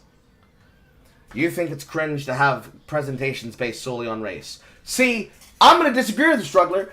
I think it's base to have people that are going to separate their game presentations on race. Because you can see who's actually doing the work in their specific scenes to uplift their own and demonstrate that they know how to do forward movement. The Latins, unlike the women-led and the wholesome cozy direct, them motherfuckers are over there in pride events and shit, telling you basically, support our pride event, or you hate gay people. Or in their case, it was for the trans pride thing, so trans people. Something that I say in my content at the end of my fucking Radio Carl blurbs as a joke. The Latin Americans not only present their games good, they not only present the effort good, they not only kept the energy high throughout the entire presentation. Even at one point, for Changer 7, where even though he was speaking purely in Spanish, even though I couldn't understand a single word he said, I understood the spirit of his video game. They got the games, they made them good, they told you when they're coming out, and if it was yet to be announced, it was yet to be announced, but they had gameplay of what it looked like in motion. If it had a demo, they told you it had a demo. And then at the end of the show, it said, hey, yo, by the way, all these games are either self-published or are open to representation. If you want to be able to work with these people, get in contact with us. We're going to make some shit happen today, vato. I prefer seeing the groups show how energy works. Because I can bet you, when we get to the June 9th presentations from the Black Voices, I can bet you they were lazy as shit. I can bet you that they're lazy as shit. Compared to the Latin Americans this year, they blew these motherfuckers out the water this year, just like they kind of blew them out the water last year. So my hope is that the Latin Americans also deliver somewhat comparative to that level. Because if the Latin Americans and the Southeast Asians, and probably, as my prediction would have been for my report card, because I can't make my report card if I don't see the events, Xbox Live, and whatever the fuck they do with Outer Worlds 2, my prediction is that those are going to be the 3 strongest presentations from this presentation. There were some shaky parts of each presentation, and PC Game Show is dog shit. I want to see whether or not the minorities actually know how to put together an event. Period. Because I don't expect anything good out of the corporate events. Apparently Green Games was dog shit. I don't expect anything good out of Frosty Fest. I don't expect anything good out of the Black Voices. And the IOI Showcase was fucking dismal because none of those games are interesting to me. So, we'll see. Well, I also technically forgot to mention Ball Pit, but Ball Pit is a Devolver Digital showcase. Devolver Digital has gone from doing the games of their house to doing single presentations. So, it is what it is. But still, 3 to 4 showcases that are 100% bangers from front to back. This one at least has really good inventive art styles for the characters. So it's a cozy game, but it's a cozy game that's really good for cozy people. Fallen Torch. Multiplayer gameplay style for fluid combat.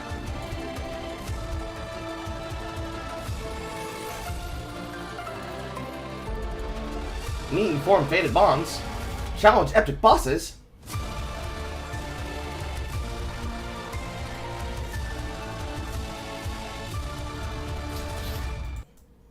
Volunteer the Ascension. You hear me? But it is weird to basically have corporate sponsored separation rather than having the whole go ahead and then games that all is based on the merit. While I can understand it, and put some fucking earbuds on! You're in public! I can understand that. I get it. However, this is the coffin that they made for themselves, right? The industry always wanted to be able to push for minorities. If certain minorities are just simply dominating others, I want to see them argue for equity, okay? That's what I want to see. I want to see some chaos happen, all right? I'm going to be honest. I want to see them some chaos happen here. I want them to start attacking each other. I want them to start attacking each other. It'll make for better gameplay. Even as an avid coffee lover, I wouldn't play a coffee sim, but I like the design of the game. Me too. Looks like Wakfu. Honestly, you're not wrong, Sudwin. Look. It's like this, Struggler. Equity is the death of invention, okay? If ingenuity is the mother of invention, and desperation is the baby daddy, I want to see the minorities fight against each other. So that when push comes to shove, you can see which minorities are absolutely dog shit at their jobs. Because then, when they get into the ethnic war, the ethnic wars are going to be responsible for showing which denominations are being absolutely lazy, and it will motivate them to stop being lazy.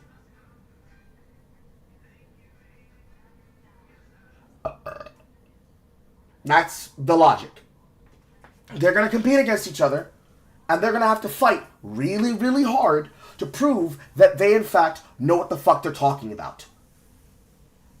So when the blacks come around, the blacks, TM, hashtag Traystark, when the blacks come around, and they say, oh my god, y'all never give us a chance, we don't know how to make anything, this is so unfair. When the Latinos come around and say, hey, ¿cómo se va? Oh! Hey! What are you talking about? Look over here! We're having a party, bro! We're having a party! I want them to make fun of them, and I want the Southeastern Asians to make fun of them. I want the whites to make fun of them. I want the Argentinians to make fun of them. I want every single racial class that they want to separate us down to start making fun of the ones that are not pulling their goddamn weight, so that I stop seeing trash like Spirit Swap, Epic, or Lo-Fi Beats Swap 3-2. Okay? In the world of soft, cozy, queer games, I want there to be more boyfriend dungeons and less Spirit Swaps. I want there to be more Changer 7s and less, what was a dog shit game that they tried to release in these goddamn events? It was one of these lazy ass, dumb ass fucking cozy games they tried to put out here. I want there to be more Changer 7s and less,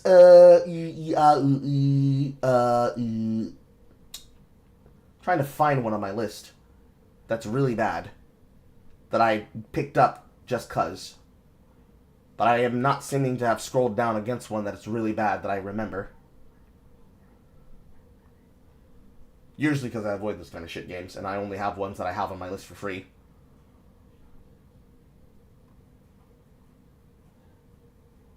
I can't find an example, it seems.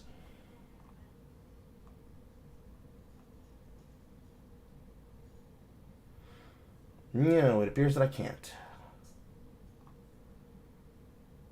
Because Battle Chef Brigade is actually a good game. As is Cultist Simulator, and Aztez, and Dungeon of the Endless, and the Spiral Scouts, and Into the Reach.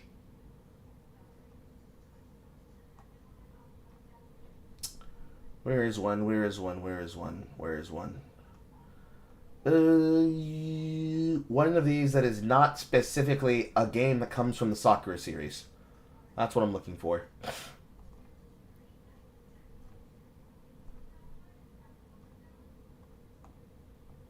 I'm trying to find it, and I cannot remember. So, any of the really shit cozy games on this list, I want there to be more Changer 7s and Wander Stars, basically. And the only way that I get those, Struggler, is by pitting the races against each other. I'm sorry. I have to play both sides. I'm sorry. I have to have my race war, because then I get my good video games, okay? It's not personal. It's just good gameplay.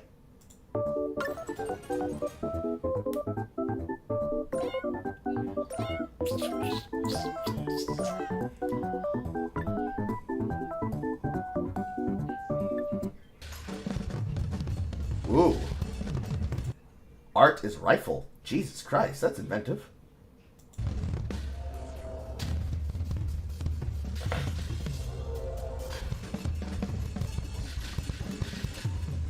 A free update is now available. Experience the game with 9 new visuals inside of Play Plus mode. That is probably an eyesore for most people, but that's interesting. In this city, creatures named Matabi and their trainers live in harmony, but there are also selfish bad guys who want to tear that bond apart. Every run starts Digimon by selecting a trainer and a starting Matabi. In battle, you're going to command both your trainer and Matabi to dodge attacks and position yourself for maximum damage. Each Matabi has its own unique deck. Ruffin's deck loves to... No, technically it is not Pokemon. It's not Digimon. I got excited. It's Pokemon in the style of Plants vs. Zombies. Deal bleed damage, while Chunky's deck is going to power himself up every time that he moves. Combine these with your trainer's ability to move creatures across the battlefield to do lethal damage, and those are just 2 of more than 60 Matabi in the game. After a battle, you might even have the chance to befriend a new Matabi with new abilities. What kind of bond will you and your Matabi form? And what potential will you unlock when you evolve them? You can find out for yourself in the demo for Matabi, available now. Make sure to join the Matabi Discord. Nice. I need space. Here's a cozy game that's probably worth a damn.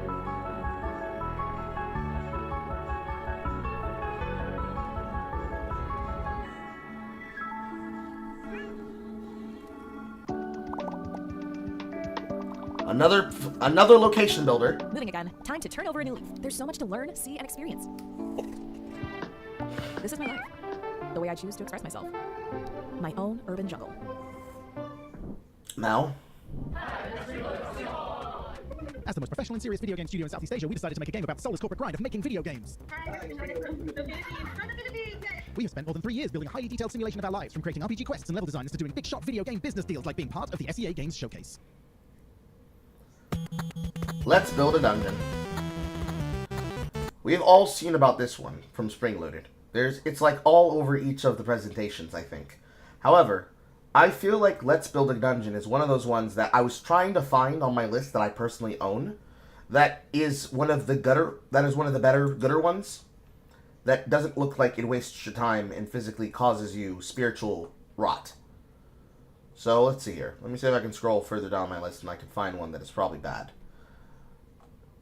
Assuming that any of these are games that I have yet to have played. Which seems to not be the case. Let me think. Juicy World? Yeah, Juicy Realm. That's what it's called. Juicy Realm, a game that effectively looks like a fucking run-based slop simulator that definitely doesn't deserve as much play hours as I've played it for, because I played it for 24.8 hours. Games like that, I would expect to be really trash. But things like Let's Build a Dungeon are somewhere halfway between the bounds of, like, the closer you approach Changer 7, it's like this, okay? There's 2 lines. One is something that is cozy, but it's good, and something is something that is action-based or horror-based, and it's good. So, slow speed, at your pace, engaging, high-octane speed, heart-pounding, engaging, middle of the road, it exists and it's okay, I guess, and then absolute dog shit. Build a Dungeon goes to the innovative, slow pace, at your level, get into it type of game. And things like, from the presentation that I've written down inside of gaming, Alia, Monsters Are Coming, Rock and Road, Colonel Hearts, Damned 2, Chunky Jump, Grizzly Man, Desktop Explorer, Shadow Sacrament, Dream Core, Tortured Souls, Lurks Within Walls. I know I put some other ones from other events too here. Where are they? Wanderbug, Dead Reset, Eclipsium, Void Martyrs, Eyes of Hellfire, Grave Seasons. All of those types of games, they are somewhere in those 2 camps. No problem, Neo J. Have a good night. They are in 2 different camps of good video games. So, I want more of those, and I only get those through the Race War. But at the same time, there are studios that demonstrate that they have the willingness to make something that's good, but they just don't get shoutouts and they don't get supported.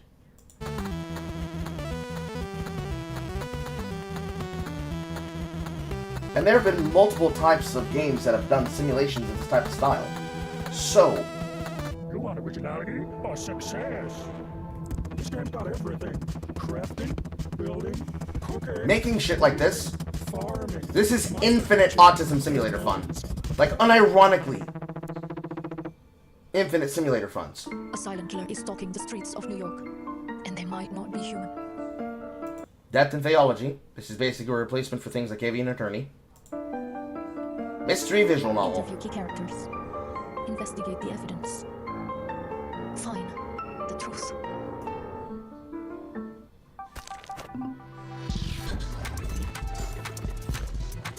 Glyphica Typing Survival?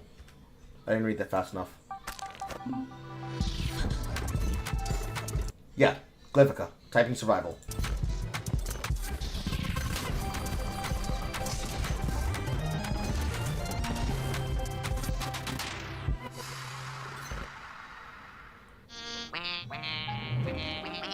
North Ireland. Cute. Adorable. So this is one that goes into the cozy category of cozy but interesting. Drink Simulator.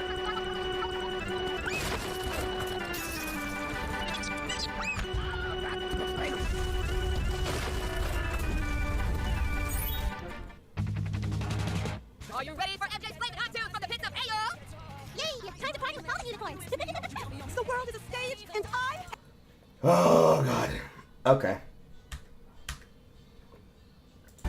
So I go from a cozy game that is going to be about flipping tables to literally a streamer influencer video game. Are you ready for MJ's... I don't know who you are, Nola Klopp. Let's find out.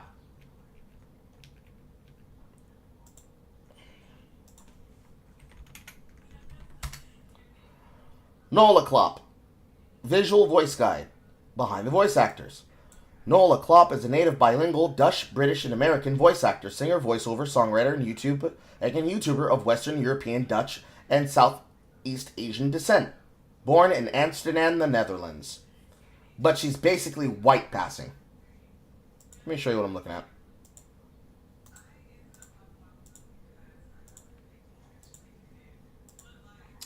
So, Nepo streamer. Lucy D, Lily Pichu. I mean, if you don't know who Lily Pichu is, I don't know how to help you, bro. But that doesn't mean that it's a good thing. So, Lily Pichu, the Asian girl that basically got her start by being a VTuber and then swapped to being a face VTuber when she crossed the age of 30.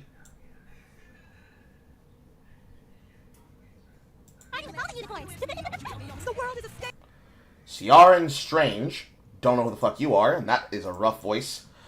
Place your bets, boys! Is it one of those?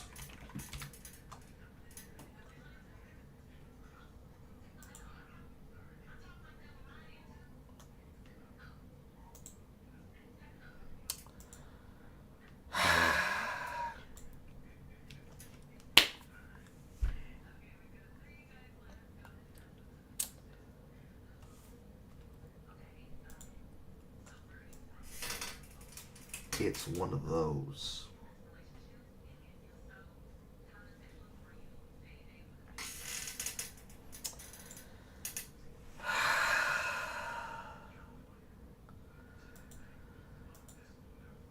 The way the energy deflated out of my lungs.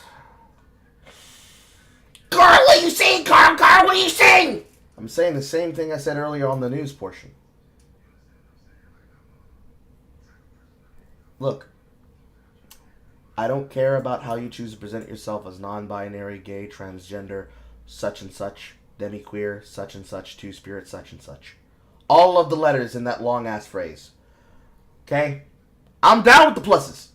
I'm down with the pluses. Plus up even. Listen. The energy this game is giving me is not very good. I am concerned, and it does not appear to me that I should support the efforts of pull the ladder up behind yourself content creators that would not help a single motherfucking person if they can fucking help it. Because that's who Lily Pichu and her audience of friends and content creators are. Lily Pichu, video game donkey. To be more accurate, Scara, who's gone from being a League of Legends player to being an influencer in that network of friends and families and boyfriends and girlfriends. And the fact that these two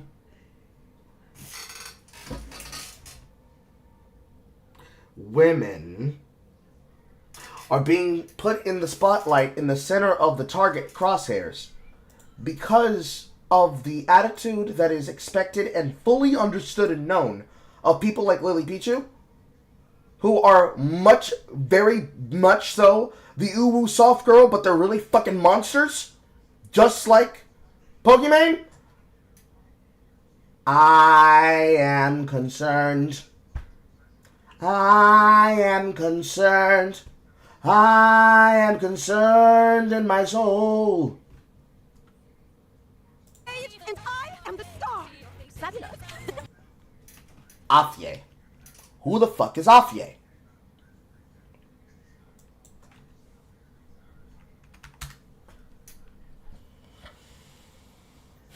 Did I spell that right? A-I-F-E? Unicorns. The world is a stage, and I am the star. Fabulous. Stacy Ortiz. I-A-F-E.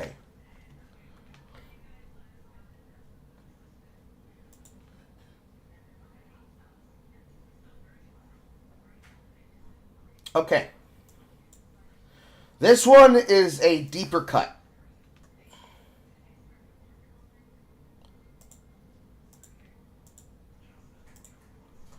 This is a Filipino voice actor and a VTuber. That's why I don't know who they are. They're a VTuber. Voice actor and singer.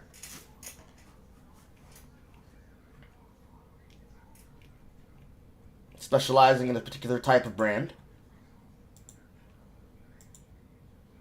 Which apparently is brown skin. And brown skin. So, just as an entertainment of who they are, let's listen to their opening blurb from their pen. Here. Happy birthday. It's that new Wonder Man figure, since you like Wonder Man, which I know because you always wear his merch. Not because I've always been watching you, but... Oh, are those dirty shoes in my house? So, exactly the kind of voice acting you would expect. In an alternate dimension, well, actually, probably even this one, they would probably do porn. I'm not hating. I'm just pointing out the truth. Okay? Okay. So let's look at the kind of things they retweet. They retweet people's talent rosters. They retweet projects that are looking for video game voices. They retweet other people's voiceover casting calls for video voices. Casting call for video voices. Casting call for more video game voices for indies. More casting calls. More casting calls. Music calls. Casting calls. Casting calls. Music calls. Music calls. Casting calls. They're basically a new-aged... I'm forgetting her name. It's the name of a Newgrounds star that's basically all the rage. I'm forgetting her name. I've talked about her multiple times before. She's one of the voice actors behind Luigi's Day Out.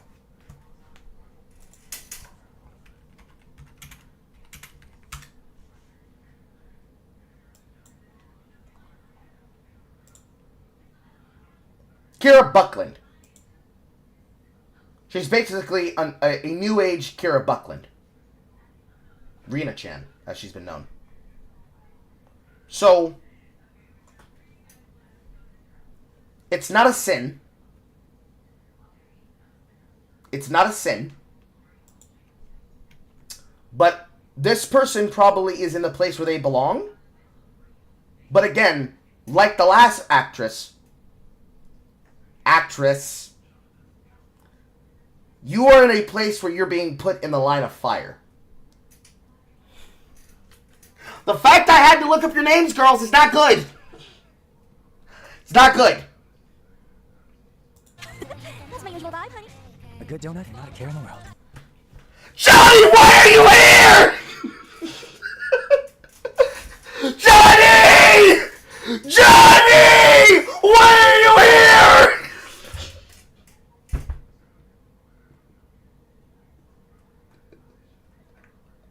Johnny! Johnny! Young Bosch!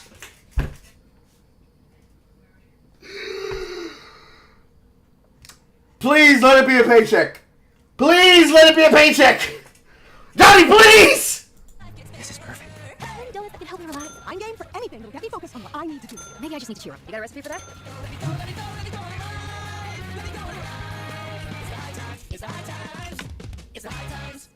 So it's basically a cooking simulator. With voice acting!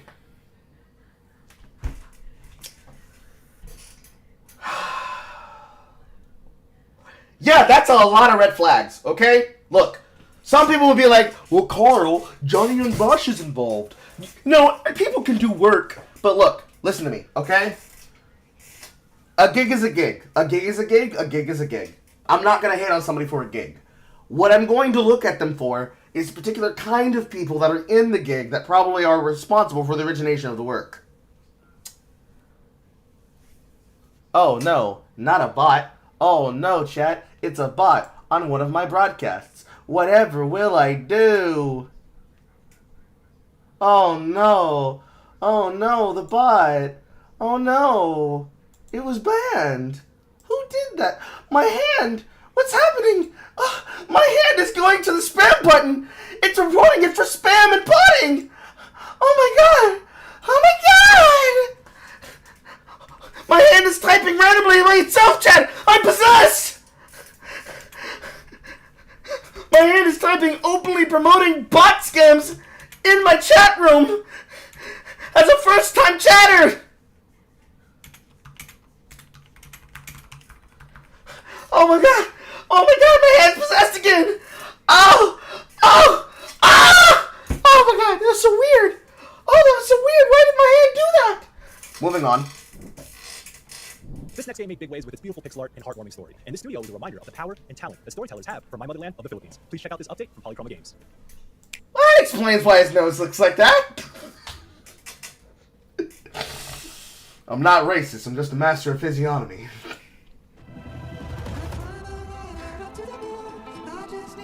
Until then, narrative cinematic experience, huh? So this is gonna have some emotional shit in it. Get ready to cry, simulator! For the handheld, even. Narrative adventure. An unforgettable Filipino age of coming of story. Motherfucker, what? Is there something integral to the Filipino experience that I'm not recognizing? Like getting your balls broken by a woman?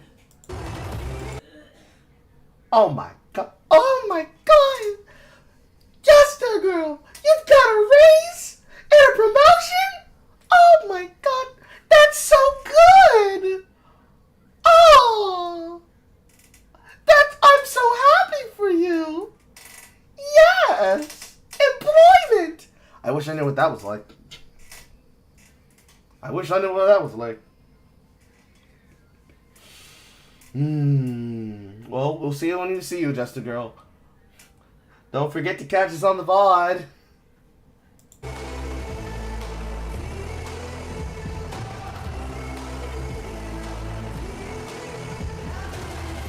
I mean, it's got animations. Jesus Christ. It's got fluid animations even.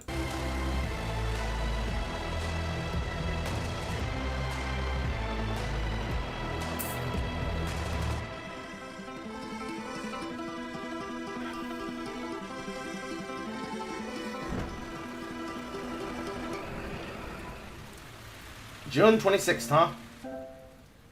Something special arrives this year. Stay tuned. What are you supposed to stay tuned for? If you destroy the company, you get money. You must plan to destroy companies. Was that shepherd's pie? Shepherd's plan. That's another pseudo-furry game.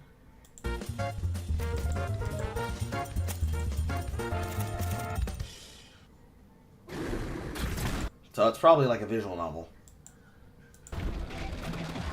Introducing the latest generation of anti-titan events. Megadorus! Bring out the big guns. Protectors! Stop deadly kaiju in their tracks! Gigabash. Okay. Interesting premise. Giant robot battles. For humanity!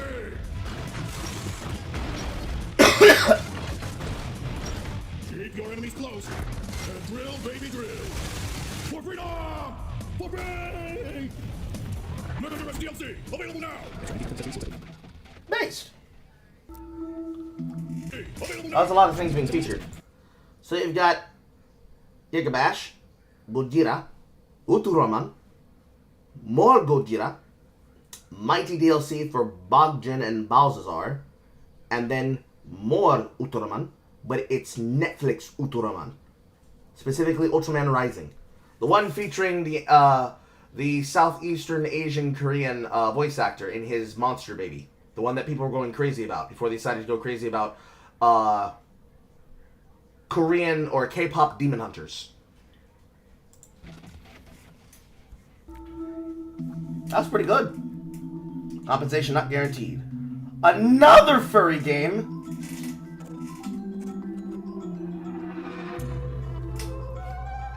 Oh no. Not Papers, Please, the insurance company video game! It might actually be based. Oh, racial profiling for down payments on your life insurance policy. Dead ass, for real, for real.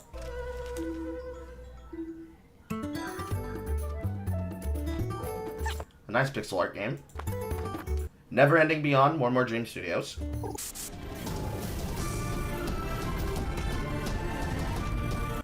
A pet the dog video game, where when you pet animals, you become stronger.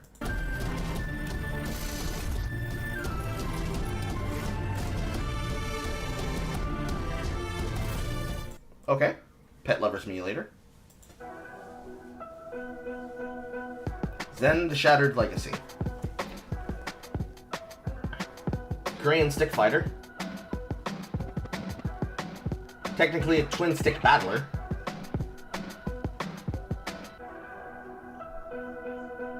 Currently in development. Attack to the beat. That's gonna be a strike, bro. I don't want to hear no currently in development. I want to hear when it's gonna be out. That's a sin. That's a sin. Dodge to the beat. And enemies move to the beat of the music. By pressing inputs to the rhythm, So, a copy clone of Crypt of the Necrodancer. Power up your attacks, increasing their damage and attack range.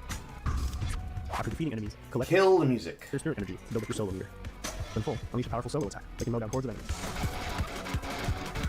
After each round, you're greeted with a stylish upgrade menu, where you choose from a selection of powerful new instruments, abilities, and effects. Roxy is alone, and the ghosts of dead musicians inhabit and possess her body, granting her access to their instruments. Using these newfound abilities, she defeats monsters that haunt this abandoned music venue, hoping to defeat death and bring her friends back to life. Further music is released in soon, updated and out now. Okay, good. That game looks really fun. To be serious, anything inside of the universe and inside of the work of Curly Brace Games and Crypt of the Necrodancer as well as Rift of the Necrodancer and any of their tie-in video games like the one that they did with Legends of Zelda, the Cadence of Memory, what it was probably called.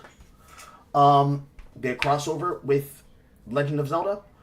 They are good, but they are the kind of game that, like earlier when Bosters was saying that he was unsure that he would be interested in something like that of Doom the Dark Ages, because of how fast it looked.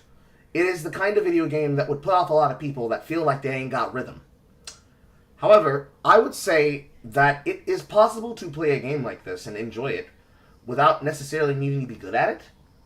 Because, you know, roguelike simulators means that you never have to actually be good about getting through the game if all you do is you like the game for its vibes. The music probably is okay, if anything. But, you know, with games like Unbeatable out there in the wild, like when they did the presentation for that new music bit that was being multi-played by the transgender multi-instrumentalist, you can't really know how good it is until you actually give it a try, and you let them put themselves out there to be given a try. I would say look into it if it's something you want. Also, we're already halfway through the show, although this one is on double time. Another furry game, not Monday Cafe. Crop Simulator.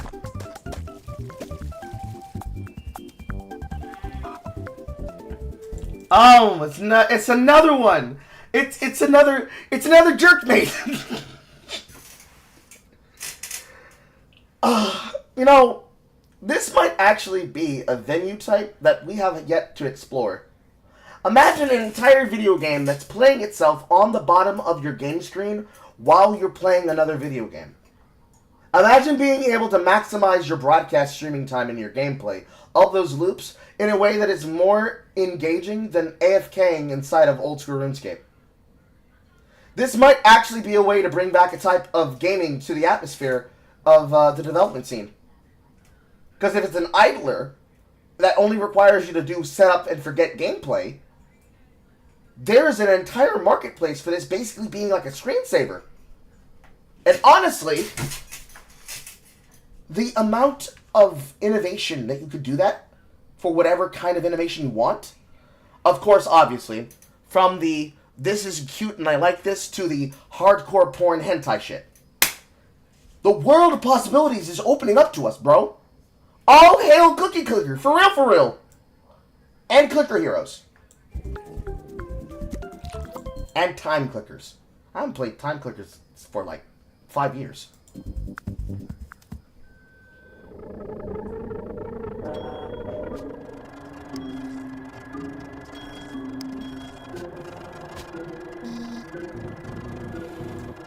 Okay, this one is up my alley, and it's probably another one that I can tell horror about.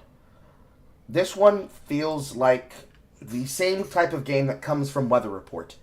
Anybody who's familiar with Weather Report will be remembrant of one of their first games being Cultist Simulator.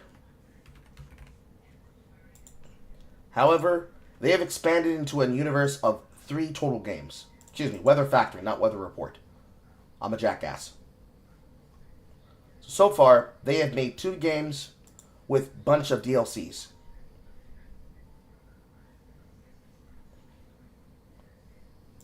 Which of what I'm talking about is right here.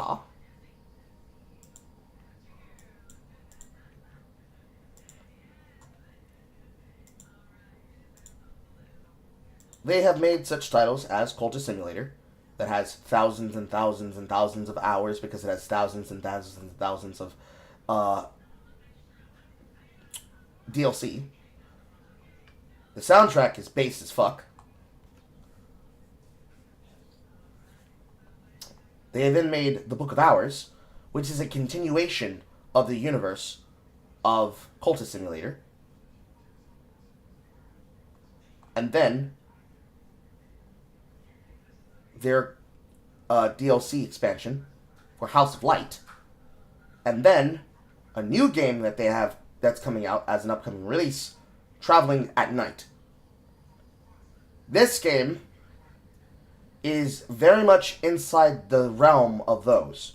So this is what we call a narrative building RPG. You're given a framework, and you use that framework to then create other frameworks. So in this one, you find words and you combine them in the framework of the vocabulary to interact with the game space. Whereas in the game space of the Book of Hours, as well as Cultist Simulator, you take cards that represent actions, and against a time scale that requires you to upkeep your frequent gameplay, you then keep yourself searching on the board, on the playfield, until you reach one of the many endings you can achieve.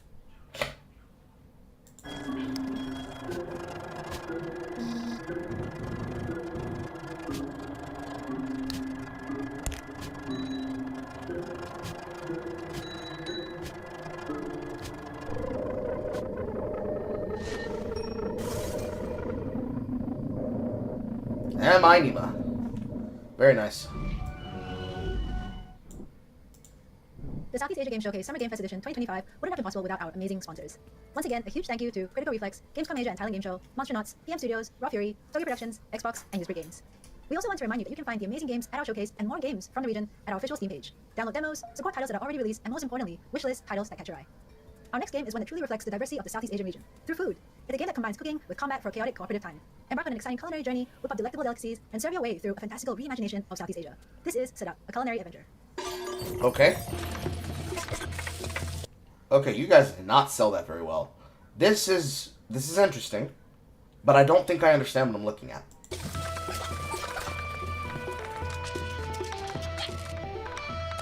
Oh, okay. So, you get a timer to explore the map, and you have to find ingredients to cook food. Got it.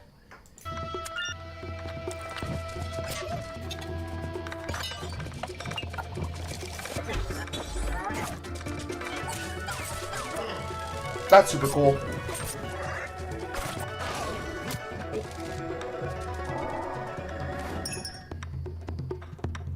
Quarter 4, 2025. Axe of Blood. We saw this on the other presentations. The Kung Fu Simulator game. Yes, sir. Close enough. Welcome, Battleship Brigade 2. And then, Axe of Blood. Close enough. Welcome back, God Hand.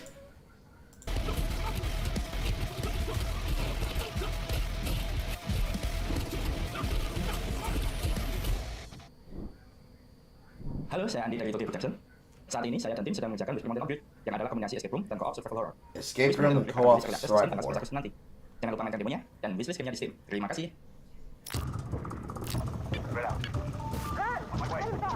Isometric top-down pretty much looks like it's in the world of Metal Slug. Cool.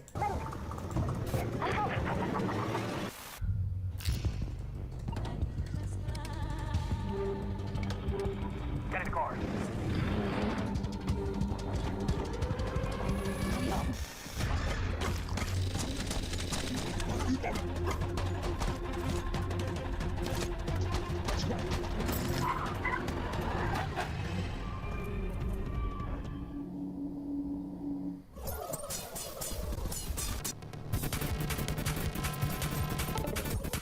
Identifile.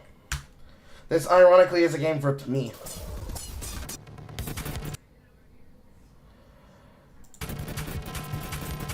Cursor-based roguelike bullet hell.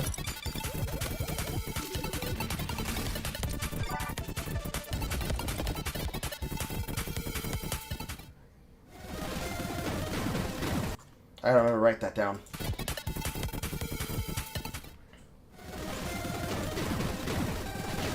Mala Pataka. Oh, God. Oh, okay. Okay, 1 second. Wait a minute. Hey, yo. Close enough. Welcome back. 8-bit Mega Man Deathmatch. Jesus Christ. What a blast from the past. It even has the same font.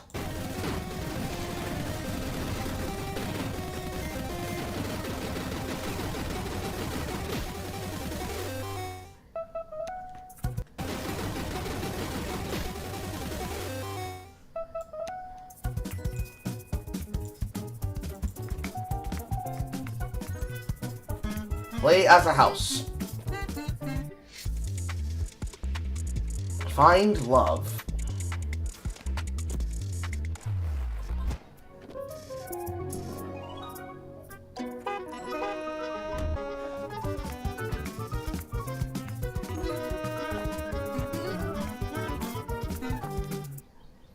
Building relationships. Haha. I guess that's worth it for the pun. Another card-based game.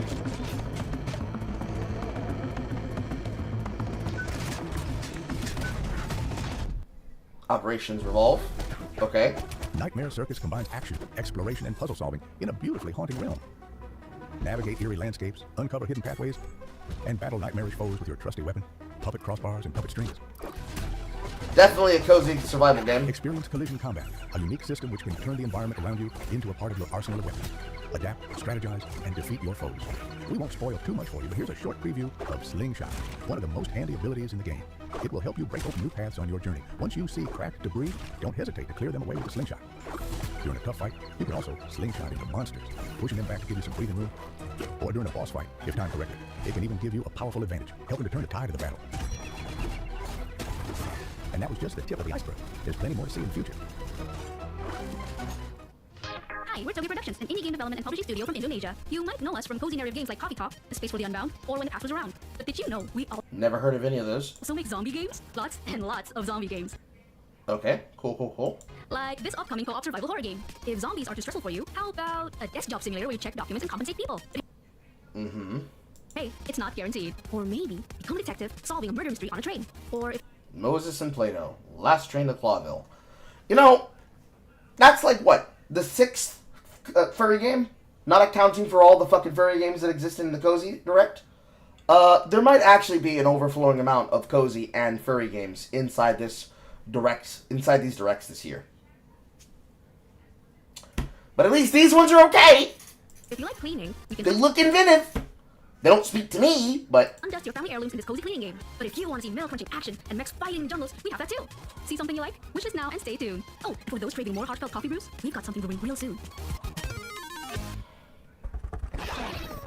very nice. Fun Guy Swarm. Twin stick shooter.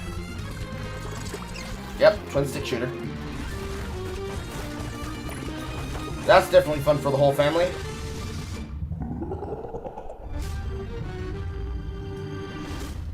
Coming to Steam Next Fest with Coral Island crossover. Interesting. Boss fight tactics. Side-scrolling, turn-based, roguelike tactics.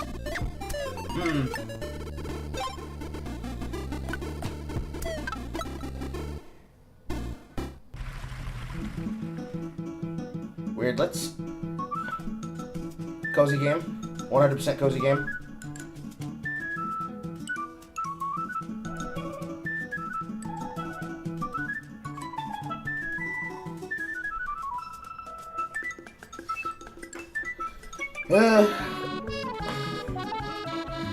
It's like... I don't know. They're too scared to really try their hand at Animal Crossing, I guess.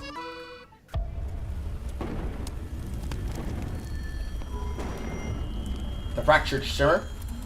This is definitely something for horror.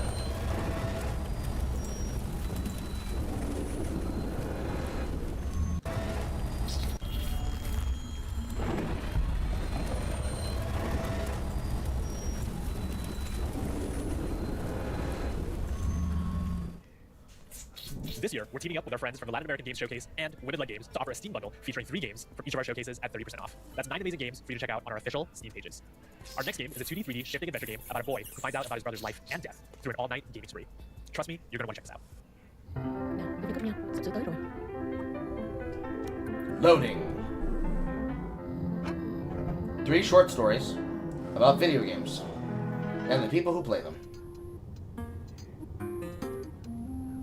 Welcome to the most dangerous game show in the world. That is the most terrifying screen I've seen so far. Simply because of the expression on the face of the character. Now we eat them. Welcome to Eat the Rich. Well, there's bound to be one. We've got an ironic comedy. We got an ironic commie. Excuse me. Almost said comedy. An ironic commie game. Place your bets.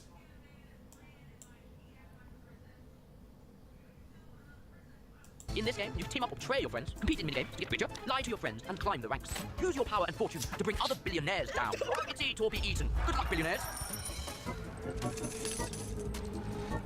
Party game, definitely. 113Z. I need that. You dare claim the seat of the 13th Zodiac. A name is not carved. 13th Zodiac, the Zodiac Trials, Mixed Realms. This is another roguelike. I guess this is a year of cozy furries and roguelikes. You need strength to hold. Wisdom to guide your choices. Allies to lift you when you fall. And the courage. To be technical, this one is a copy of the same playstyle around Braised Brew. Carl, you and your niggardly lips. Blaze Blue entropy effect. It's got the same design system, so it's basically that, but in the culture of Southeastern Asia. Right here. You've got your primary attack effects, dash effect, a Phoenix Spirit effect that effectively applies to the design of Blaze Blue Entropy Effects scale system.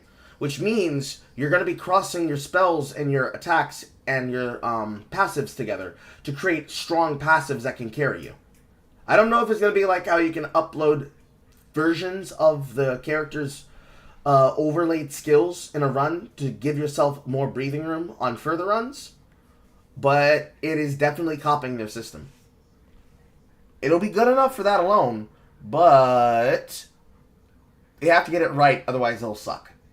Like, the balancing of the system to make this work in your runs has to work. If it doesn't work, it's dog shit. It sucks. Meta progression is an option, but doesn't have to be demanded. And of course, you're going to have to make it difficult. If the base is too easy, the hard mode needs to be very difficult. Allies to lift you when you fall, and the courage to rise. Again and again. Step forward, Chandra. The Zodiac trials await.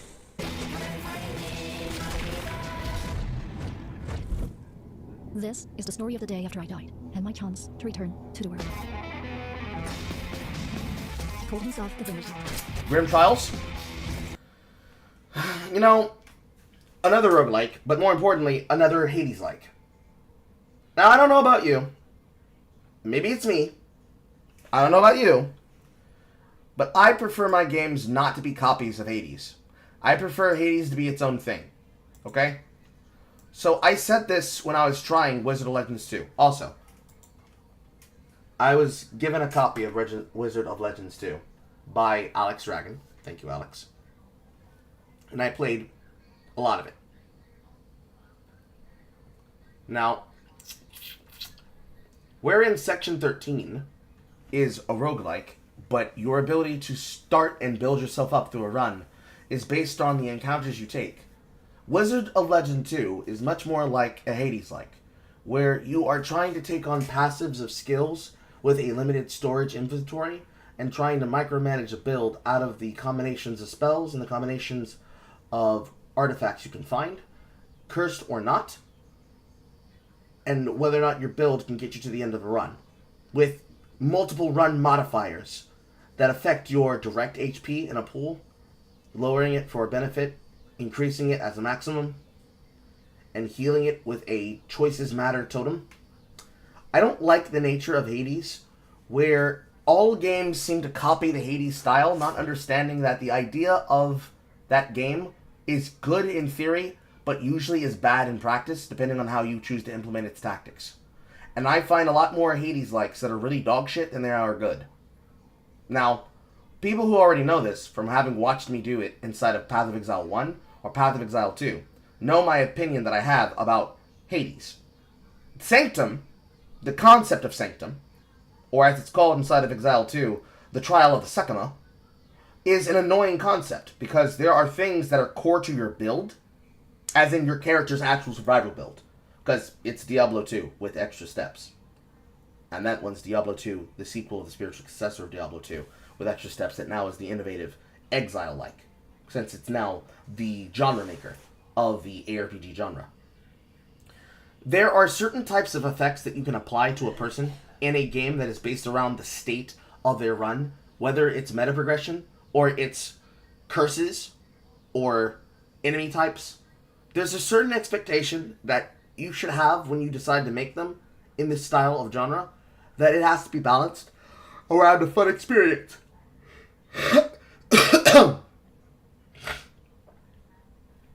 Because the replayability is everything. If it's not fun to replay, you're not going to do it.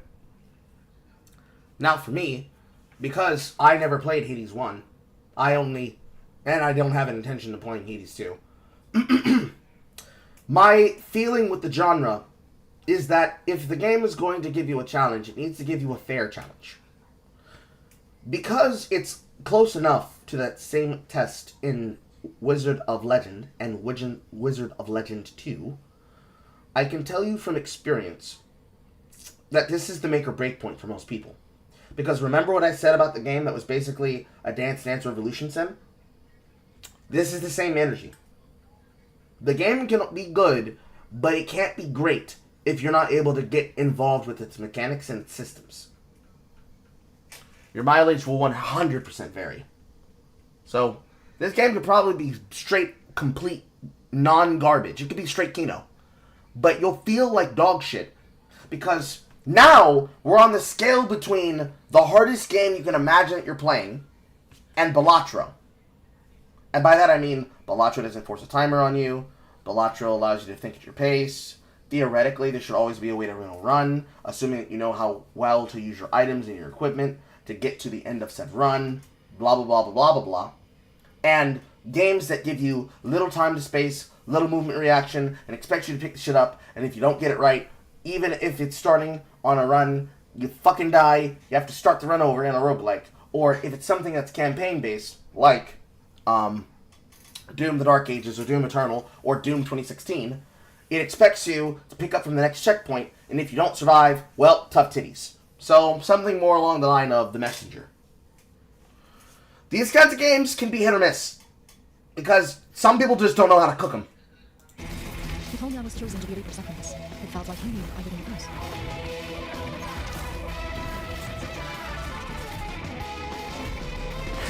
Ironically enough, the only Hades-like that I've played outside of Nuclear Throne that I liked significantly to the point that I 100%ed it was Atomic Crops.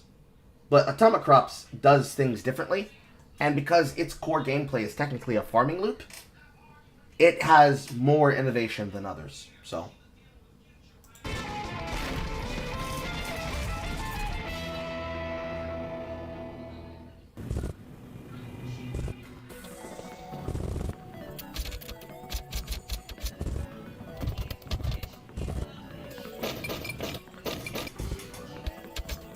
over hours.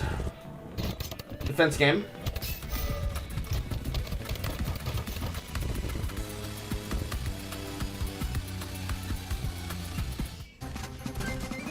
Cat Quest! They've already got a game update.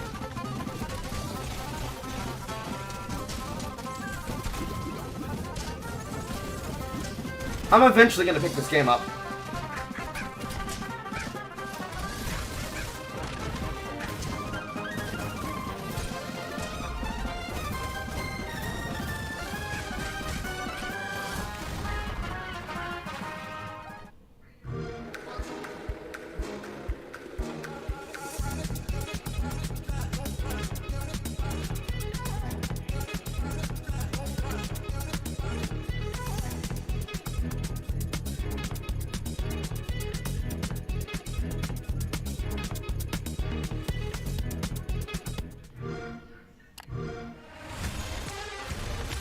Oh god.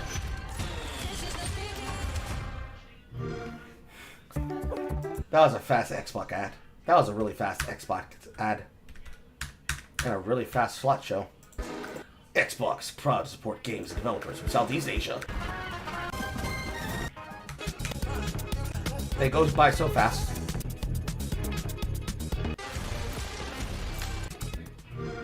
I cannot tell you how this fucking sound effect has haunted my memories.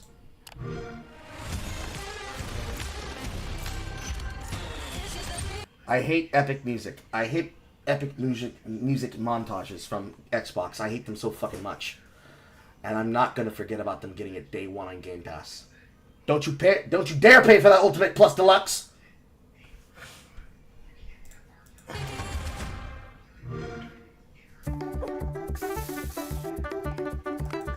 A bathing simulator?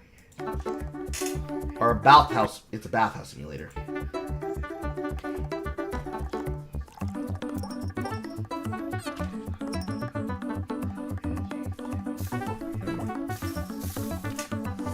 That's a fun cozy game, at least. Burning Sword, Death Sun. There's your twin stick attacker.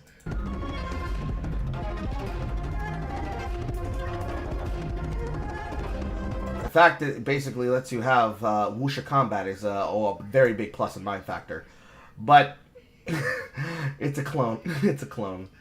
It's a clone. It's a clone of every game that has a parry and patience bar system. You know, that mechanic shouldn't have worked its way into every single video game that has action set pieces. Like an armor meter, a stun beater, that gauge, you shouldn't have it in every single fucking game of this design.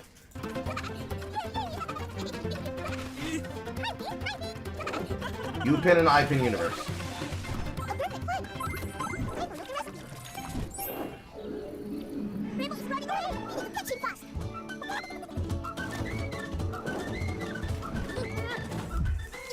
Bald-headed twins, the simulator. That's pretty crazy, bro.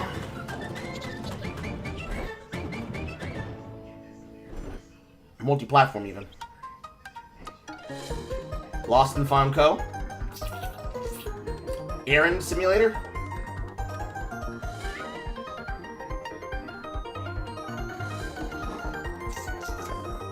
Apparently is. I mean, that's cool.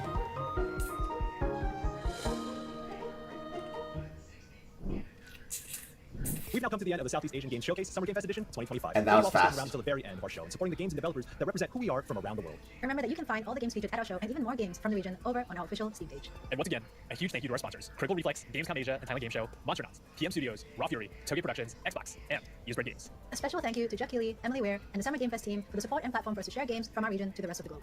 And lastly, we're honored to be amongst such amazing company at this year's Summer Game Fest. If you haven't already, go ahead and check out all the amazing showcases in and around SGF, as well as both the Green Game Showcase and Frosty Game Fest right after this. You don't have to lie to people like that. It's alright. They didn't turn in the greatest performance like Latins, but it was passable. Wow, is that actually the... That's the first time I've ever seen the logo of women-led games. It literally looks like it's the fucking logo for a TV station. Look at that shit.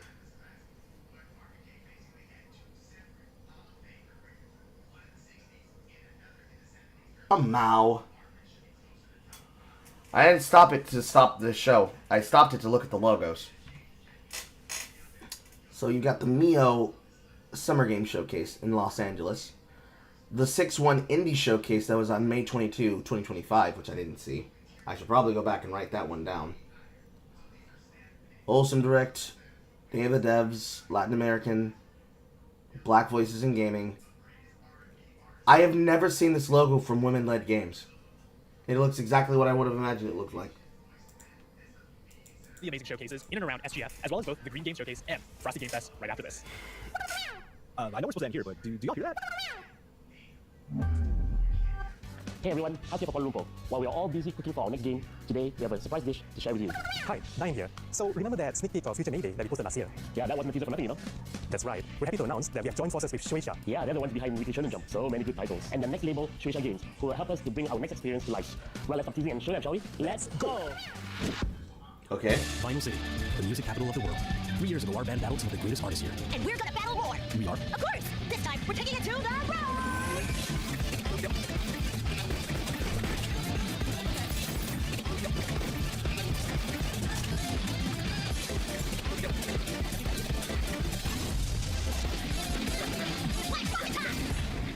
No straight roads too. Okay. Based.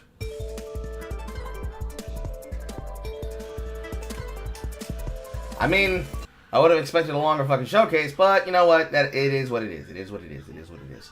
But yeah, wow. The first half is exactly fucking goddamn dog shit boring. Holy fuck. Women-led games and Wholesome Direct got that ass blown the fuck out the water by the Latin American and Southeast Asian games. And that's the minority showcases of the ones that were shown on the same day. So now you have to compare the other showcases and see which ones were absolute dog piss. So Black Voices has to compare against this. Technically, I'd say the Latin American showcase and the Southeastern Asian showcase should be a package deal. Which is why I booked the ones I booked together. Because the Blacks were just awful on their own, because of course they were. Frosty and Green Games were together. So I can only imagine how good those were. Because I got some not so subtle hints from the chat earlier. Apparently, Green Man was gay garbage dog shit, and I guess I'll find out about that tomorrow, assuming that I get to it tomorrow. All right. Like, I don't know, man. The strongest showcase that's getting an S+ on my report card this year is definitely Latin Americans. They did it again. They did it again. Hispanics number one. Hispanics number one. You recommend hearing the No Straight Roads OST. Posted it inside of the music playlist channel, and I will look at it cursively. Anyways, that's all the time I have, everyone. Hello, Fairly Spark. Unfortunately, you came in the back end of the show. I'm about to be on my way out. You can't. What do you mean you can't? Oh, that's right. Because you don't... That's right. You can't. Somebody make a note for him to remind me of it inside of the Apple Parlor in the Discord. But you'll bring a friend over. Okay. No problem. Very based. Very cool.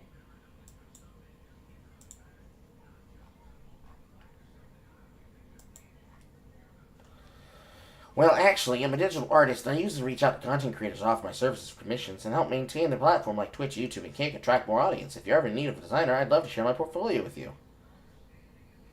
That's very nice of you. I appreciate your offer, but I am not interested.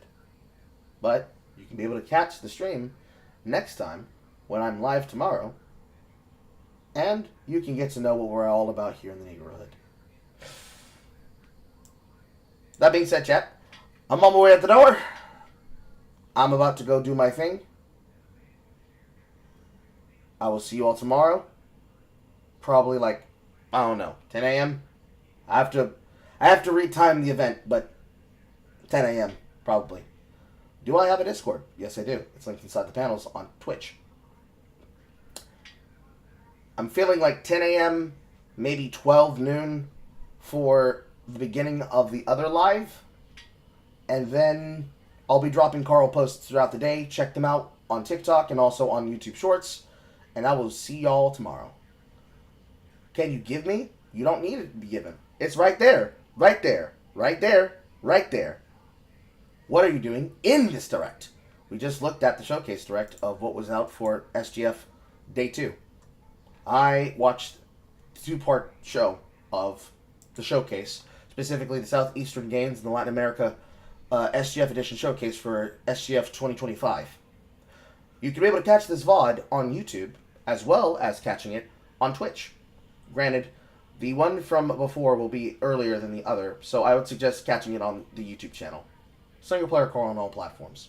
Caramel Cage on Twitter. Alright! I'm leaving, chat. Mwah. Hugs and kisses. My wife says hello. Goodbye. I'm gonna read y'all. Same Carl time, same Carl channel. I'll be reading you in the funny papers, and I'm billing you all for my therapy. Albajon.